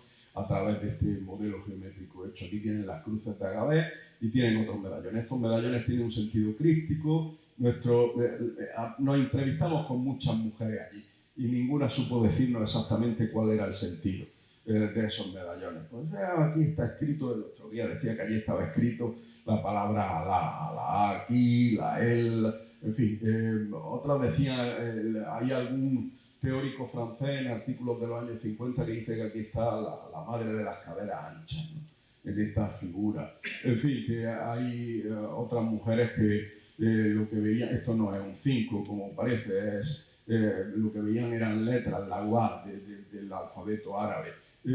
Había diversas interpretaciones y no está claro, esto requiere mucha más investigación, poder interpretar por completo estos medallones. Esta era la puerta de una madrasa completamente decorada. También fíjense cómo los frisos apilados verticalmente hacen como un efecto decorativo de como una cortina. Recuerdan a nuestras cortinas colocadas antes, las cortinas cuando se colocaban en la entrada de las puertas, pues recuerdan un efecto estético vertical, ¿no? Seguramente como este. O aquí tienen, por ejemplo, las fantásticas puertas en madera de acacia, que todavía queda, que ya no son muchas, y es una pena porque igual dentro de 15 años ya no queda ninguna, ¿no? Si no hay un apoyo efectivo para mantenerla. Pues estas puertas de madera de acacia ven que organizan lo que se llama la aldaba o roseta, ellos lo llaman tabac. Pues las tabacas se organizan en líneas verticales. ¿Ven? Aquí se organizan en líneas verticales, unas son más grandes, otras más pequeñas, suelen rematar en un triángulo, y ese triángulo pues tiene estas decoraciones geométricas. Aquí he reproducido en amarillo cómo es la decoración geométrica en estas placas de metal labrado las tabacas o de las rosetas o de las aldabas, ¿no? Aquí tienen, por ejemplo, a un pintor haciéndole grafiado con los dedos, en una casa, la estaban repintando, ¿no? Y aquí pues me tienen hablando con una mujer en la casa donde nos quedamos en Gualata, ¿no? Esta es la casa que nos dejaron. Aquí tienen cómo se hace la construcción en adobe, se hacen los bloques de adobe para construir las casas. Es lo más térmico, confortablemente, lo más adecuado térmicamente para sobrevivir en un entorno tan duro como este. Y aquí pues me tienen en la mezquita de Gualata. No estoy de rodillas, estoy tomando medidas con un telémetro hacia la zona del mihrab que está aquí enfrente. Estoy de rodillas, sí, pero vamos, que no estoy de rodillas por otro motivo que por estar tomando medidas con un telémetro, ¿no? Y aquí tienen la mezquita de Gualata. Por fuera parece humilde, pero es realmente impresionante por dentro. Esta está rehecha posteriormente a la época en la que se construyó y por eso tiene arcos de herradura, como pueden ver aquí, arcos de herradura con alfiz, con su alfiz, que es un invento cordobés, ya lo dijimos aquí en la ocasión anterior, ¿no? Bueno, aquí tienen algunos rosetones, algunas tabacas en algunas puertas, como ven, por ejemplo, son muy bellas, están con un sentido estético y con un sentido de una arriba, 3, 4 debajo, a veces forman triángulo. Aquí tienen, por ejemplo, un detalle decorativo en muros, ¿no? Y naturalmente hay gente, ¿no? En Gualata normalmente hay población que son moros negros, como están viendo. Hay gente muy hospitalaria, hay gente que te recibe, sí, con sonrisa, que te deja pasar a sus casas. Hay otra gente más, digamos, reservada, que se asomaba, porque claro, de hace 2 semanas fueron 4 británicos y en 2 semanas pues no han visto a nadie que no fuera del pueblo, éramos la novedad, ¿no? Los 2 blancos que íbamos junto con el guía, con Siri, ¿no? Que se asomaban un poco a las puertas a vernos, o esta chica que posó para nosotros amablemente. Es decir, que a pesar de que el Islam es muy riguroso allí, por ejemplo, el sitio más difícil del mundo para que probablemente un occidental entre dentro, o de los más difíciles, ¿no? Para que un occidental entre dentro de una mezquita está absolutamente prohibido. Ustedes saben que en otros sitios no, en otros sitios, digamos, pues se puede entrar o se puede entrar a determinadas zonas. En las mezquitas, por ejemplo, en Irak, piensen ustedes, pues en Irak hasta las mujeres pueden entrar en las mezquitas vistiéndose adecuadamente, ¿no? En el Golfo, por ejemplo, en los sultanatos del Golfo, en los Emiratos del Golfo, se puede entrar a las mezquitas, no hay problema, pero les recuerdo, Mauritania es república islámica, ¿no? Por tanto está regida por el Corán, y eso significa, digamos, una referencia muy estricta en los temas de las mezquitas y religiosos, y también en el de las imágenes, pero aquí hay una población especialmente, digamos, poco rigurosa, más liberal, que nos permitió pues tomar este tipo de imágenes, ¿no? Por ejemplo, este es el dueño de esta casa que tenemos por aquí, y claro, ustedes ven el otro lado de la foto, pero no ven cuando uno está haciendo la foto. Es decir, siempre había una chavalería tremenda alrededor nuestra, es decirle, quita niño, que no me deja, en fin, y daban vueltas como un auténtico ejército de moscardones, y déjame que mire la cámara, en fin, hacían los 100 en árabe, naturalmente, ¿no? Pero estaban tratando de interactuar continuamente, y era realmente difícil porque a uno le llevaba, claro, a tratar de interactuar con los chavales. Teníamos muy pocas horas porque a veces había que hacer la fotografía a primera hora de la mañana o a última hora de la tarde, no solo porque es la hora buena de luz, sino porque es la hora en la que no hacía calor. Fuimos en diciembre, pero a pesar de eso, en el centro del día podía hacer 34 grados fácilmente. En diciembre, con 34 grados en el centro del día, a 10 grados de latitud norte, eso significa que el sol te cae a plomo y que es difícil trabajar. Entonces teníamos muy pocas horas para trabajar, primera hora de la mañana, última de la tarde, y tampoco podía uno dedicarse a jugar con los chavales, sino que había que... Bueno, y esta es una de las noches estrelladas. Aquí tienen a Orión. Esta es una de las noches estrelladas en la casa que alquilamos para dormir, se puede decir. En esta parte pues es donde cenamos, se cena en alfombra, en el suelo, echado en la alfombra, y aquí nos prepararon la cena, y aquí nos quedamos medio dormidos en la alfombra hasta que luego pasamos dentro y estuvimos hasta las 2 de la mañana, y este es el amanecer, que fue a las 5:30 de la mañana, o sea que fíjense que esa noche dormimos poco realmente, dormimos muy poco, pero había un cielo precioso. Nos levantamos a las 5:30 de la mañana, un poco antes de lo que teníamos previsto a las 7 porque estábamos medio despiertos, no estábamos muy activados, y fíjense el cielo que había con una luz fantástica de amanecer, ¿no? Bueno, el Tagaán es un paisaje, una meseta rocosa, es otra parte plenamente sahariana en la que se alternan dunas gigantescas, como esta duna se llama la Duna del Castillo. Es una duna gigantesca que se traga prácticamente la duna a una montaña, se la acabará tragando, con desfiladeros y oasis. Una forma de vida seminómada se ha ido asentando en la meseta del Tagaán. Entre sus ciudades históricas está Tichit, donde están las minas pesadas aún en explotación, está Rachid, que fue fundada por posterioridad por tribus Kunta que se desplazaron desde la meseta de Ladrán. Aquí está nuestro guía sobre las ruinas de Rachid. Aquí está Tichit y aquí está la mezquita de Tichit. Y aquí tienen un camello, pero no, aquí no hay camellos para turistas, lo primero porque no hay turistas, ¿no? Afortunadamente, a mí me dan un poco de... Me dicen ya que tengo que cortar. Bueno, pues les voy a pasar rápidamente. Aquí hay un camello, voy a pasar las fotos simplemente para que las vean.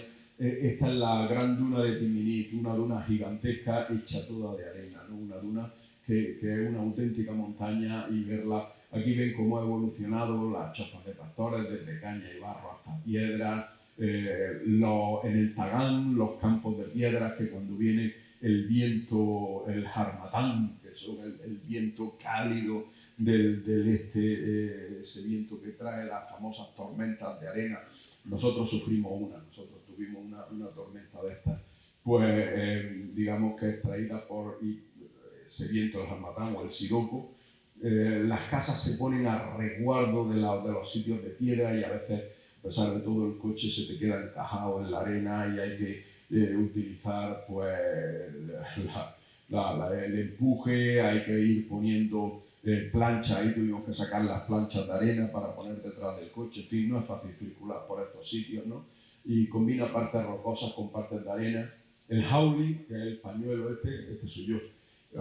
Pues el hauli, el pañuelo bereber que envuelve la cabeza, es de color índigo negro, nunca claro, sirve como símbolo de dignidad y como símbolo de estatus, y es también protección, por supuesto, contra el viento y contra la radiación solar. Pero el índigo con el que se tiñen los pañuelos estos, el índigo con el que se tiñen los haulis, pues destiñe con el sudor y con la humedad, y entonces se va impregnando, se va dejando en la piel, pero no solo tiñe la piel y luego se va, sino que se dice que iba haciendo una penetración subcutánea en la piel de los tuareg, y de ahí la denominación de hombres azules. La denominación de hombres azules porque la piel la tenían azulada de desteñir el índigo de los pañuelos, ¿no? Tiene propiedades antibacteriana el índigo, ¿no? Aparte de resistir a la suciedad y hacer efectos chimenea. Es decir, el hauli bien colocado hace un efecto refrescante sobre la cara, genera una cierta corriente de aire que refresca, ¿no? Por tanto, no da calor, este tipo de vestimenta no da calor, sino que todo lo contrario, permite vivir bien en el desierto, ¿no? Este es Guadán, y la ciudad en piedra de Guadán, donde pondremos la exposición. Aquí pueden ver el sol, donde incluso se llegan a observar las manchas solares. Este es el palmeral de Guadán, y esta es la calle de los 40 sabios, la Rue de Caran Saban, la calle de los 40 sabios, la vía principal de las ciudades antiguas, y ahí, en estas paredes, se colgará la exposición Paseo Matemático al-Ándalus y Paseo Matemático Ciudades de las Caravanas. Y por esa calle, que es la principal de la ciudad antigua, es como la vía principal, pues pasarán las autoridades que inauguren la exposición. Yo nunca realmente me he visto en una de estas, que desde que la exposición la hemos inaugurado desde en conventos, en monasterios, en castillos como Alcalá Real, en sitios como el monasterio de la Cartuja, pero nunca me imaginé que fuéramos a inaugurarla en un sitio de estos. Bueno, me parece una idea buena, muy apropiada al país, ¿no? Este es Chinguetti, ¿no? La mezquita bajo el sol de la tarde, aquí las adaptaciones climáticas, siglo XI, siglo XII, y la decoración, en la arquitectura en piedra seca sigue habiendo una decoración que es característica la apilación de celdas triangulares. Aquí tienen una apilación de celdas triangulares que están dadas por una función matemática, esto es lo que se llama números triangulares, cada número triangular es el anterior más n. Por ejemplo, pues empieza en 1, el siguiente T2 es 1 más 2, el siguiente T3 es T2, que son estos 3 más 3, el siguiente T4 es estos 1, 2, 3 hasta aquí, más 4 y así sucesivamente. T4, ese número triangular, que es el 10, es lo que a los pitagóricos le llamaban la tetractis y tenía un carácter sagrado para los pitagóricos, ¿no? en la antigua Grecia. Tenía una especial importancia simbólica. Aquí tienen algunos arcos construidos en piedra seca. Es muy difícil construir en piedra seca arcos de herradura y por eso en lugar de construir arcos de herradura indentan los arcos por aquí. Pero van haciendo arcos por aproximación de hilada y van haciendo cierta digamos, direccionalidad radial de las piedras hacia el centro, de tal manera que cada vez se va tomando, y aquí ven pues las celdas triangulares apiladas en forma triangular o sueltas o coronando a la cena. Estos son en realidad las cenas, nichos, donde se puede poner agua, donde se puede poner cualquier otro elemento de comida o bebida o un candil de iluminación, ¿no? Bueno, y en la fachada de las mezquitas pues hay una decoración también hecha a base de estos bajorrelieves en piedra, como este relieve cuspidal, estos rombos, estos chevrones. Estos son chevrones o lo que se llama pues, raspa de espina de pez. Estos son los chevrones, esta raspa de espina de pez, y esto es una decoración epigráfica, aunque no lo parezca. Aquí pone Alá. Es una decoración, por tanto las mezquitas se decoran también en la misma piedra. Y hay piedras muy curiosas como estas que nos encontramos en Rachid, las piedras del amor, ¿no? Y entonces aquí hay un mito asociado tremendamente curioso y tremendamente simpático. Las piedras del amor se llaman así, no aparece ningún corazón, ninguno, absolutamente ninguno. Aparecen triángulos, aparecen cuadrados y rectángulos, unos insertados dentro de otros. Ven, aquí aparecen como cuadrados con una aspa y una raja en el centro, y hay una epigrafía. Entonces estas piedras eran unas piedras muy curiosas que hemos traducido. Entonces resulta que cuando un chico cortejaba a una chica, para reforzar ese cortejo, lo que hacía era labrar una piedra de esta y depositaba la piedra en la puerta de la casa de los padres de la chica. Si el cortejo era aceptado por la familia, los padres metían la piedra dentro y la hacían parte del patrimonio familiar. Y entonces eso iba para adelante. Pero si la piedra se quedaba fuera y no se introducía dentro de la casa, aquello no tenía futuro, ¿no? Entonces era una manera de cortejo sorprendente, pero no deja de ser muy curiosa, ¿no? Las piedras del amor le llamamos nosotros. Aquí tienen el resultado de algunas de las fotogrametrías, como esta es una fotogrametría de la mezquita de Chinguetti. Bueno, en realidad la fotogrametría es un modelo 3D. Esta es una vista de la mezquita desde lo que se llama una frontal con perspectiva, una vista de dron se le suele llamar, ¿no? Hay muchos libros que dicen que tienen dos mirrás. No, es falso. No tienen dos mirrás. El mirrá es lo que marca el muro de la qibla y es única. Lo que pasa que el mimbar, que es el púlpito donde se sube el imán de la mezquita a dar la predicación, en las mezquitas de Al-Ándalus y en todas las otras mezquitas, el mimbar era un púlpito de madera, normalmente movible.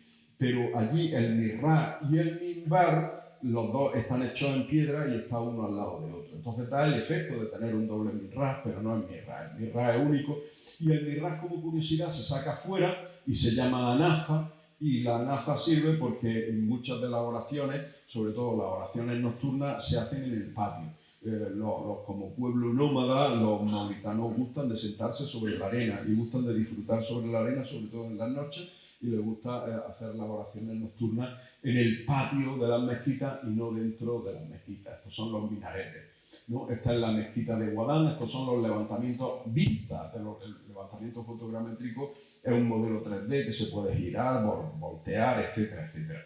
Estos son vistas, una vista del minarete o del alminar de la mezquita de Guadán y una vista de la mezquita de Guadán a la que le faltan las cubiertas, pero ven ustedes aquí, tienen 4 naves principales exentas, más estas 2 aquí por detrás del alminar. Y aquí ven claramente el mihrab, que es este circular, y este pequeño nicho que es el minbar. Bueno, esta es una mezquita en mitad del desierto, la mezquita de Aber. Esta es la fotogrametría de la mezquita de Arachí. Esta mezquita se la ha comido, fue la mezquita de la primera Chinguetti, se la ha comido la arena del desierto, pero los mauritanos, los saharianos, son un pueblo muy práctico. Cuando la arena penetra en una construcción no tratan de sacarla, nunca tratan de luchar contra la arena. Dejan que la arena invada toda esa parte y lo que hacen es construir una planta encima. Es decir, que mueven la casa encima de la arena. Una vez que la arena ha invadido un sitio, construyen encima y dejan que la arena siga su curso, ¿no? De tal manera que la mentalidad es una mentalidad muy práctica porque saben que la batalla contra la arena es imposible de ganar, ¿no? Aquí tienen algunos estudios geométricos sobre los alminares. Este es el alminar de Chinguetti, este es el de Guadán y este es el de Aber. Este tiene la epigrafía esta de Alá y las decoraciones que les decía antes. Y tienen 3 formas distintas. En general son troncopiramidales. Como ven, el alminar de Chinguetti es troncopiramidal con una base almenada arriba que da un aspecto de torre de castillo, ¿sí? Este alminar en realidad no parece un alminar de una mezquita fino, afilado, sino que da un aspecto defensivo. Y es que en realidad las ciudades eran ciudades defensivas y por eso se llamaban sur, eran ciudades defensivas, y los alminares funcionaban como auténticas torres de castillo. Y en lo alto de los alminares se colocaba sorpréndanse, huevo de avestruz. Y dicen ustedes, ¿y de dónde sacaban los huevos de avestruz? ¿De dónde traían los avestruces? Allí vivían los avestruces. En Mauritania vivieron avestruces hasta 1970, hasta 1960 y tantos, 70, 80, según las zonas vivieron avestruces. Actualmente están extinguidos, pero los avestruces vivían en Mauritania y se colocaba el huevo de avestruz arriba en la mezquita. ¿Por qué? Bueno, de un lado era un símbolo de pureza, ¿no? El blanco, pero de otro lado funcionaba como un faro. Durante el día el huevo de avestruz es ligeramente fosforescente, brilla mucho, y durante la noche es ligeramente fosforescente y también se ve en la distancia. Por tanto, un huevo de avestruz colocado en lo alto de un alminar es un faro que se ve en la distancia, es un símbolo que se ve muy claramente en la distancia, y la mayoría de las mezquitas tenían un huevo de avestruz arriba. Aquí está en la mezquita de Chinguetti, ven, y el huevo ya no es de avestruz, ya es una bola hecha de yeso, supongo. No hemos podido subir arriba del alminar de la mezquita, supongo que es de yeso, aunque tiene el mismo diámetro aparente que la luna, y esta es una astrofotografía.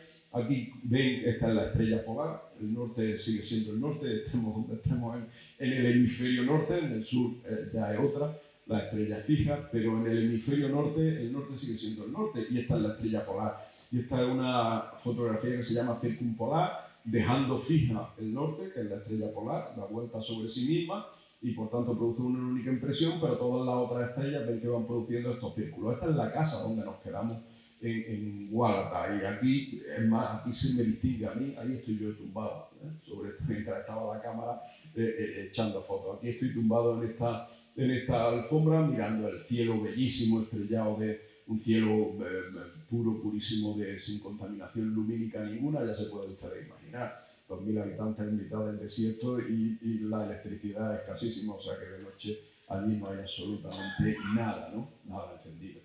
Esta luz, esto era nuestro, ¿no? Era de nuestra propia habitación, ¿no? Y aquí tienen una circumpolar. Lo que pueden ver como curioso es que la estrella polar aquí está mucho más alta en el horizonte, y aquí apenas está a 10 grados sobre el horizonte. Para que caiga casualmente encima de esta puerta, esto no es casual, quiere decir que es que pusimos la cámara buscando esa perspectiva, ¿no? Para que hiciera ese efecto bonito. Finalmente, la orientación religiosa. Saben ustedes que todas las mezquitas deben mirar a la Meca. La orientación religiosa en Mauritania hacia la Meca, hacia la Kaaba en la Meca, marcaría desde los 89,8 grados, es decir, desde los 90 grados, desde el este, exactamente el este puro, hasta los 85 grados. O sea, las mezquitas tendrían que mirar exactamente al este, pero curiosamente prácticamente ninguna mezquita de Mauritania mira al este. el este era considerada una dirección reluctante, una dirección a la que no se quería orientar las mezquitas, probablemente para diferenciarse de otras religiones que han orientado tradicionalmente al este, entre ellas la cristiana, pero otras muchas, ¿no? Pues por ejemplo los asirios, los mesopotámicos, zoroastrianos, orientaban hacia el este, ¿no? Entonces se ha querido diferenciar y no se orientaban exactamente hacia el este, se orientaban ligeramente al sur del este o ligeramente al norte del este. Pero ¿cómo de ligeramente echaban a cálculo? Pues no. Resulta que bueno, las mezquitas se orientaban según el orto de determinadas estrellas. Entonces, por ejemplo, a la izquierda del este está la orientación de la mezquita de Chinguetti a 103,1 grados y la mezquita de Tichí a 101,3, que es muy similar a la anterior. Estas dos mezquitas tienen orientación por la misma estrella. De hecho, por ejemplo, en Tichí, ven ustedes, la dirección del muro este está casi mirando al este. Este es el mapa de Google, por tanto el norte, aquí lo tienen dibujado, este es el norte y este es casi el mapa de la mezquita. O sea que si construyen ahí una mezquita rectangular, pues le sale que el mihrab que está aquí tendría que estar este muro de esta manera y el mihrab estaría mirando al este. ¿Y qué es lo que hacen? Descuadran la construcción, le importa un pimiento la construcción. Entonces esta construcción, en lugar de ser rectangular, es un trapecio, la descuadran aquí. Y la descuadran para que este muro no esté mirando al este, que sería mirar hacia acá, sino para que esté mirando a 101,3 grados, para que esté mirando hacia abajo. Es decir, tienen reluctancia a orientar hacia el este. Hay otras mezquitas como Guadán, que está orientada a 115, o Gualata a 114, como ven también en la misma orientación, salvo décimas, ¿no? Y hay otras mezquitas incluso como Aber o Rachid, que están a 72 o a 81 grados. ¿Y eso de qué depende? Pues les decía que de las estrellas. Hemos elaborado este mapa sobre 12 mezquitas estudiadas a lo largo del país, Mauritania. Entonces, 115 grados corresponde al orto de Antares, de la estrella Antares. 100 grados corresponde al orto de la estrella Rigel. 75 grados corresponde al orto de Aldebarán. La orientación geográfica sería de 85 a 89 grados y la modificada de la geográfica de 79 a 81. El número que aparece aquí es el número de mezquitas estudiadas, ¿no? Bueno, el Rigel Rigel al-Jausa es las patas de Orión. Las patas de Orión son Rigel y Antares. El nombre viene de Anti-Ares, es decir, el opuesto a Marte. Y es porque en el cielo hay dos cuerpos rojizos, uno es Marte, que es un cuerpo rojizo, y otro es Antares, que es una estrella rojiza. Desde los griegos clásicos hablaban de Ares, que es el dios correspondiente a Marte, y del Anti-Ares, del antidios Ares, que correspondía a esta estrella. Anti-Ares se le ha llamado así por la tradición grecolatina, pero tiene su propio nombre en árabe, naturalmente. Ahora mismo se me ha ido el nombre de Antares, discúlpenme, en árabe. Bueno, estos ortos de estrellas, ¿por qué cambiaban? ¿Por qué eran distintos? Bueno, depende naturalmente de la época y depende de los imanes y depende de la proximidad. Tened en cuenta ustedes que en el desierto 500 kilómetros es una inmensidad, ¿no? No sabemos con certeza la respuesta y habrá que seguir investigando, pero una hipótesis es que pueda estar ligada la elección a las direcciones caravaneras a la Meca desde cada ciudad. Desde cada ciudad partían anualmente caravanas de peregrinación a la Meca y el camino que tomaban esas caravanas de peregrinación a la Meca no siempre era camino este, porque no siempre era la dirección evidente, sino que a veces, por ejemplo, desde Guadán, aquí tienen el camino que toma durante aproximadamente 8 kilómetros, toma esta dirección, el camino, dirección 114.9, y justamente la mezquita de Guadán, que es esta, donde pone aquí 3, el número de mezquitas, pues está orientada hacia 115 grados, es decir que, y bien que es 114.9 la orientación del camino, es decir que una de las posibles hipótesis es que los caminos de las caravanas que partían anualmente hacia la Meca tomasen esa dirección y por tanto Naturalmente los caminos no es que se guiaban por el camino, sino que los caminos tomaban la dirección según una estrella. En el desierto es muy difícil orientarse y con una tormenta de arena mucho más. Entonces las únicas direcciones posibles, las direcciones más fijas en el desierto, estaban marcadas por estrellas y esas direcciones de estrellas eran trasladadas a las direcciones de las mezquitas. Bueno, aquí finalmente acabo con algo de arte geométrico, madera para utensilios domésticos, para candados también decoraciones geométricas, la henna mauritana que también tiene estas decoraciones geométricas, los nats, que son un tejido fantástico. Yo me traje uno donde se tejen como cañitas con una piel de cabra aplastada que hace de hilo, que las trenza, ¿no? Estas figuras geométricas en las tarimas de los patios, esto que es un odre decorado geométricamente, bueno, o esta cerámica de Gualata, donde es cerámica zoomorfa, pero aquí conseguimos, sé que me estoy pasando mucho, bueno, me van a permitir que le cuente este detalle y ya acabo. Los veo ahí los veo concentrados, pero hay mucho que contar aquí. Bueno, resulta que yo había leído un artículo de Odette de Puignetot, una francesa, que escribió un artículo en los años 50 del siglo pasado, hace ya 75 años, donde dibuja un caballito y un camello de este tipo. Y son camellos y caballos de 3 patas. Los dibuja, pero naturalmente en 1950 no los fotografía. Es posible que no llevara cámara, en el entonces existía, pero no era fácil transponer allí a Mauritania con una cámara de fotos en aquel entonces. Los dibuja y la interpretación que da, creo que es correcta, es que por el precepto coránico no deben reproducir en sus motivos decorativos, no deben reproducir a la naturaleza y deben reproducir a la obra de Alá, y entonces por tanto no deben reproducir camellos ni deben reproducir caballos, ¿no? Entonces, pero sin embargo estos son juguetes para los niños, estos son juguetes que le hacen a los niños.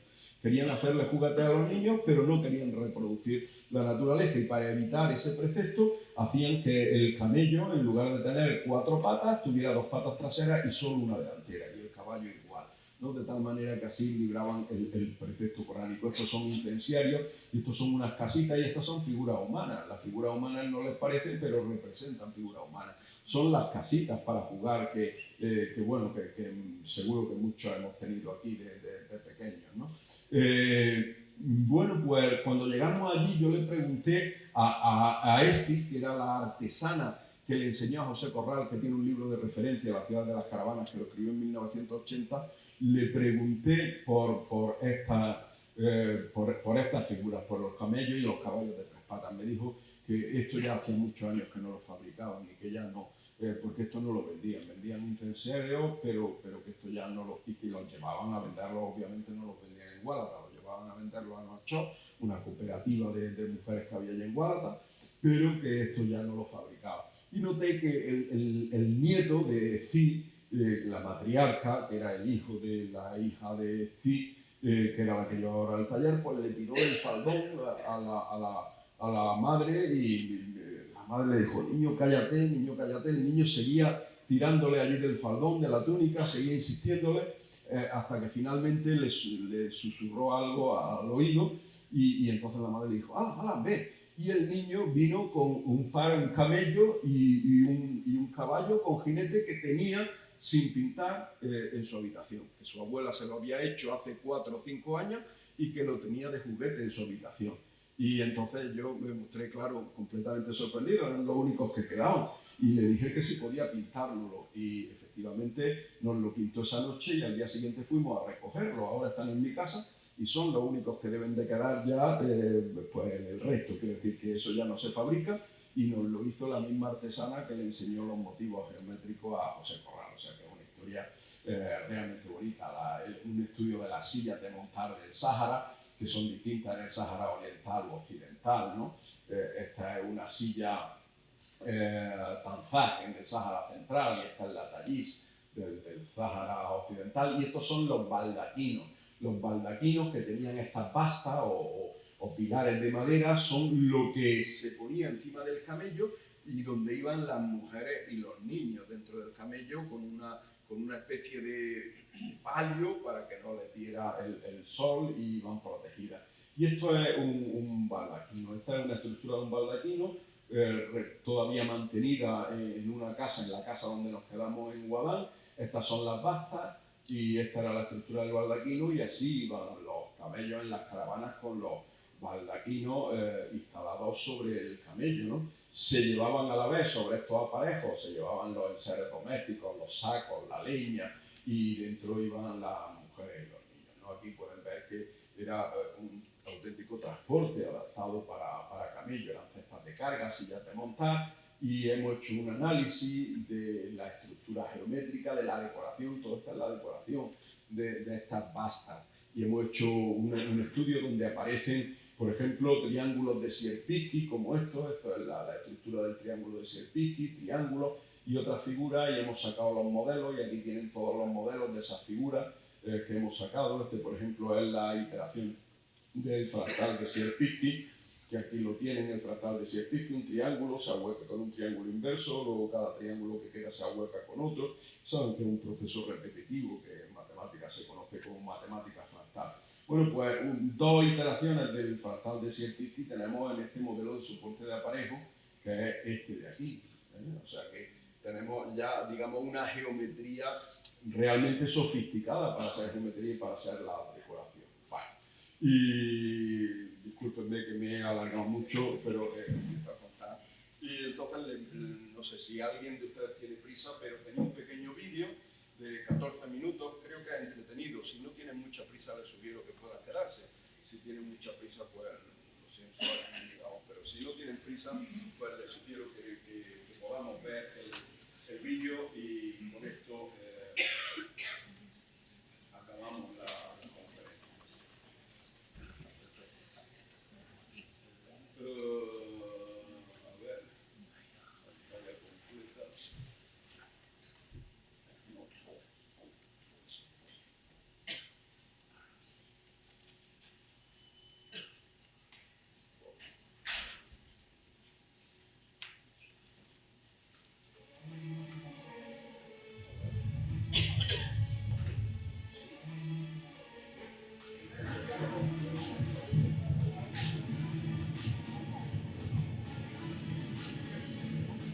Mira,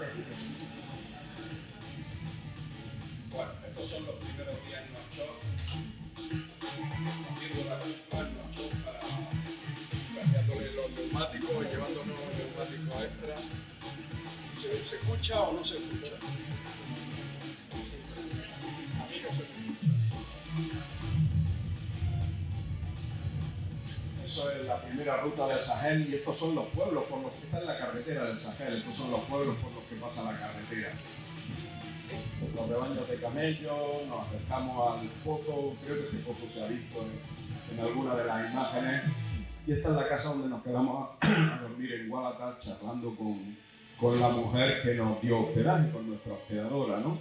La casa la había hecho para su hija, que se acababa de casar, pero su hija y el marido se fueron a otra habitación y rápidamente nos dejaron en el salón para que durmiéramos. Esta es Esti, esta es la artesana con el camello que está pintando, que les he comentado antes. Y ahí está pintándonos el camello que tenía el niño. Yo siento que al niño lo dejamos sin dos juguetes, pero su contribución a la historia de Mauritania es invalorable. Bueno, aquí Unos lugareños han tenido un problema con su vehículo, y hasta que consiguen hacer la reparación, pues están preparándose un té. Bueno, estamos volviendo de Guadalajara a Lema. Anoche tuvimos un cielo estrellado fantástico, estuvimos haciendo fotos del Canopus, de la estrella polar, de las constelaciones, y incluso hicimos una pequeña incursión para encargar en una cooperativa de artesanía a las 11 de la noche. Esta mañana, después de una sesión de fotos en la decoración de Guadalajara, hemos recorrido la artesanía y ahora estamos volviendo por una visita, por la dura vista de Lema. Llegaremos en una hora y proseguiremos camino de vuelta hacia ahí. No se da cuenta que es fundamental que el micrófono tenga un protector para bien interromper el ruido. Bueno, eso la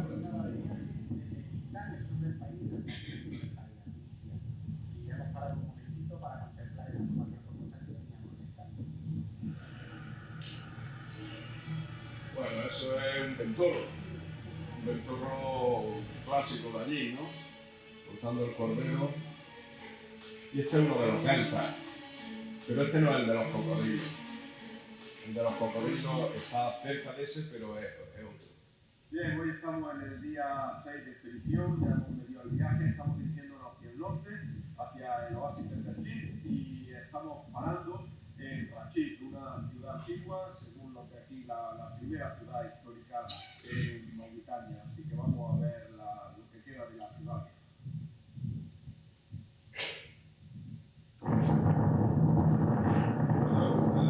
El galopar de este camello es fantástico, ¿eh? Neutral, ¿eh?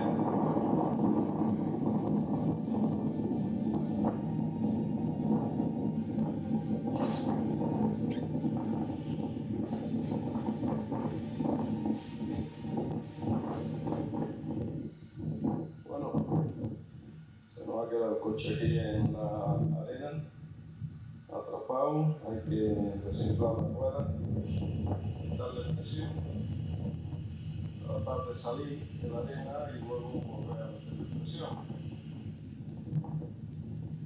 Esa es la duna del castillo, se llama. Rubí efectivamente se va a comprar una cabra que le gusta para comérsela en Taller. Y aquí estamos haciendo la...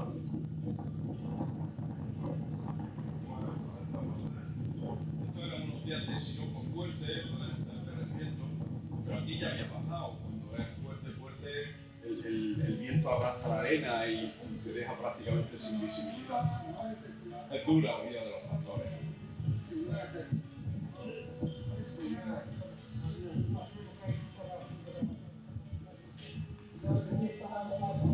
Un saludo al vestido con una gabardina que sabe Dios de dónde ha sacado.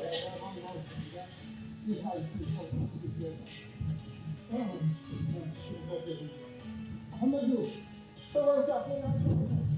ahora llaman al hombre gacela, que van a ver a Malú.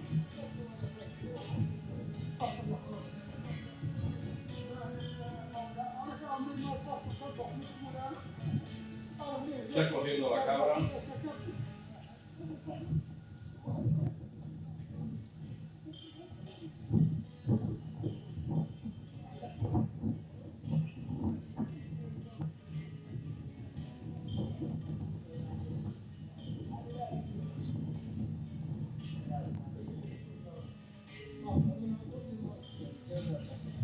Vamos a ver qué agilidad. La negrilla creo que va a caer.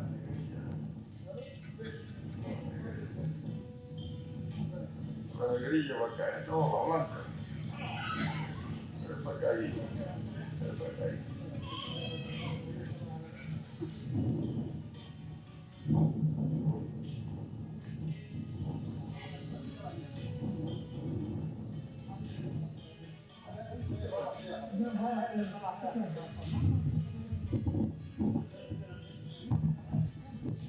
Bueno, es una fortuna comprar una cabra de esta en un sitio como este, porque las cabras en los pueblos comen plásticos, comen cuero, comen de lo que se encuentra. Pero las cabras aquí solo pueden comer hierba en el desierto, comen hay, está hierba y por tanto están alimentadas, son las que mejor alimento tienen. Entonces nuestro guía aprovechó para comprarse una cabra en el viaje. De hecho se compró dos. Parte de la pista que llega a Guadalajara desde Nema.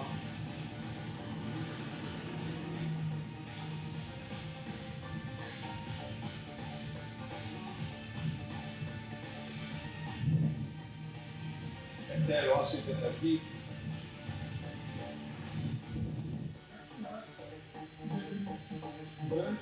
Aquí dice que ella Chirac, que visitó Mauritania, fue un antiguo presidente francés. Hace muchos años estuvo ahí en ese oasis. En la época almorávide, en el siglo XII, y particularmente para comprobar la arquitectura de piedras en la dinastía Nasrid. Y tenemos mucho especial interés en visitar la mezquita antigua. Bueno, este es mi colega de expedición, Sergio, y está en la mezquita de Guadán, el que hacía las miles de fotos de cada fotogrametría y la astrofotografía y todo esto.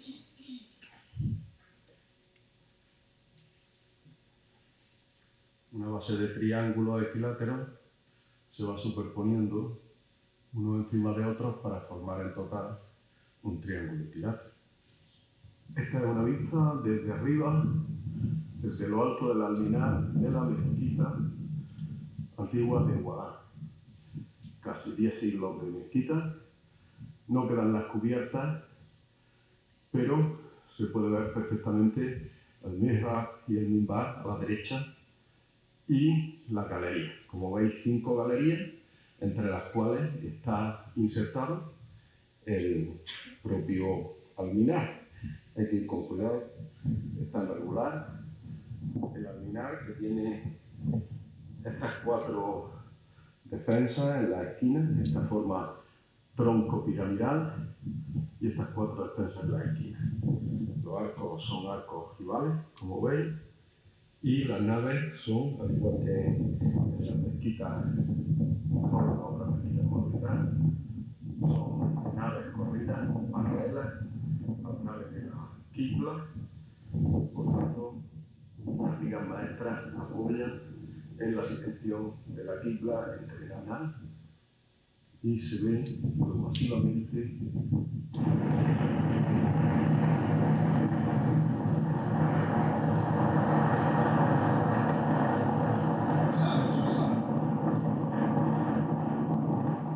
Bueno, hoy estamos en Chinguetti, tenemos prácticamente la última de las ciudades históricas que vamos a ver.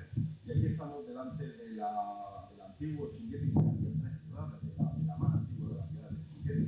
Una preciosa mezquita, rehabilitada recientemente, pero de origen muy antiguo, construida con forma troncocónica y que acaba con una antena espectacular. Tronco piramidal, que quería decir.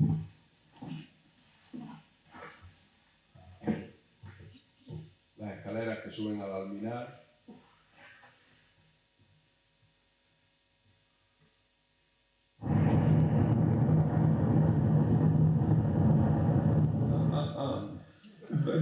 ¿Cómo me fue?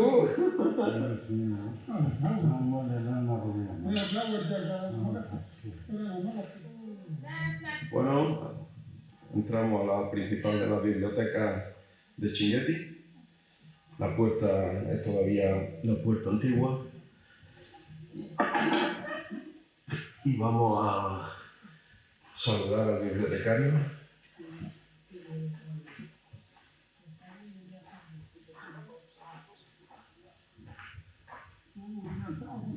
Monsieur le bibliotecaire. Monsieur le bibliotecaire, c'est dit. Nuestro guía. En Espagne, même en Espagne, c'était pareil.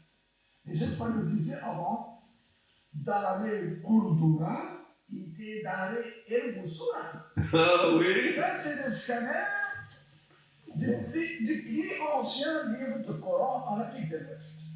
Le Coran se trouve de face à page de base. Oui, mais c'est intéressant pour moi, parce que Ça, c'est la je suis page de mathématicien. Les pages de base, et ça, c'est le demi du Coran. C'est le plus vieux Coran en Afrique de l'Ouest. C'est depuis 1000 années écrit sur la pelle de Guézonne. Oui. Ça, c'est le plus petit, ça s'appelle miniature, c'est le plus petit, c'est la grande galère. Seulement 200, 18e siècle. Et ça, c'est la même date, c'est persan, c'est iranien. Hablando del Corán más antiguo que tiene, el segundo del siglo Tout ce qui est XVII. jaune, c'est fait avec de l'or, avec des paillettes de l'or. La cubierta está hecha de piedra. Attends, papa, qu'est-ce que ça c'est? Ça, c'est l'Empire, c'est l'Empire prophète. C'est la place où il prie. Oui, c'est le mihrab. Sí, que eso representa un mihrab. Le he preguntado que qué es eso y dice que Bueno, representa un mihrab, el mihrab del profeta. En la mezquita de Chinguetti. Ahí estamos dentro de la mezquita de Chinguetti. Probablemente seamos los únicos occidentales que hemos entrado No pueden entrar. en muchos años no se puede entrar. Y nos llevó una negociación de horas con el imán. Y probablemente seamos de los primeros extranjeros que entramos en mucho tiempo. La mezquita es una mezquita del desierto. Tiene el suelo de arena, unas bellísimas columnas encaladas, con techo con madera de palma y madera de esteras para hacer el chorizo. Aquí tenemos el mirral. Este es el mirral.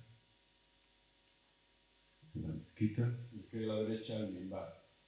Tiene 4 naves, como casi todas en el Magreb. 4 naves en la dirección del muro de la Qibla y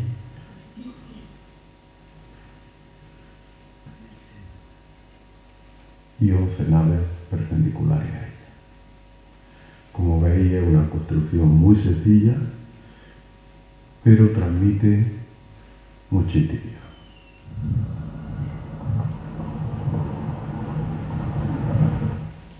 Bueno, hoy es el último día de expedición aquí en Mauritania, en el desierto del Sahara, y vamos a ver, estamos delante de la pintura rupestre de Agrur, donde se muestran animales que ya no existen en el Sahara, como jirafas, leones y otros fantásticos. Terminaremos de volver a Nouakchott en el día y pasaremos por Atar y algunos puntos interesantes de la región.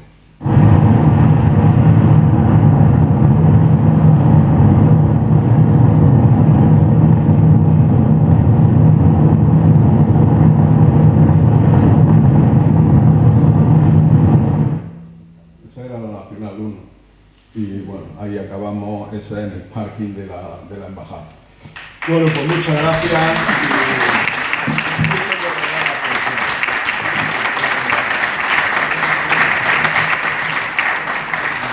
Espero que les haya gustado y que les haya resultado al menos interesante.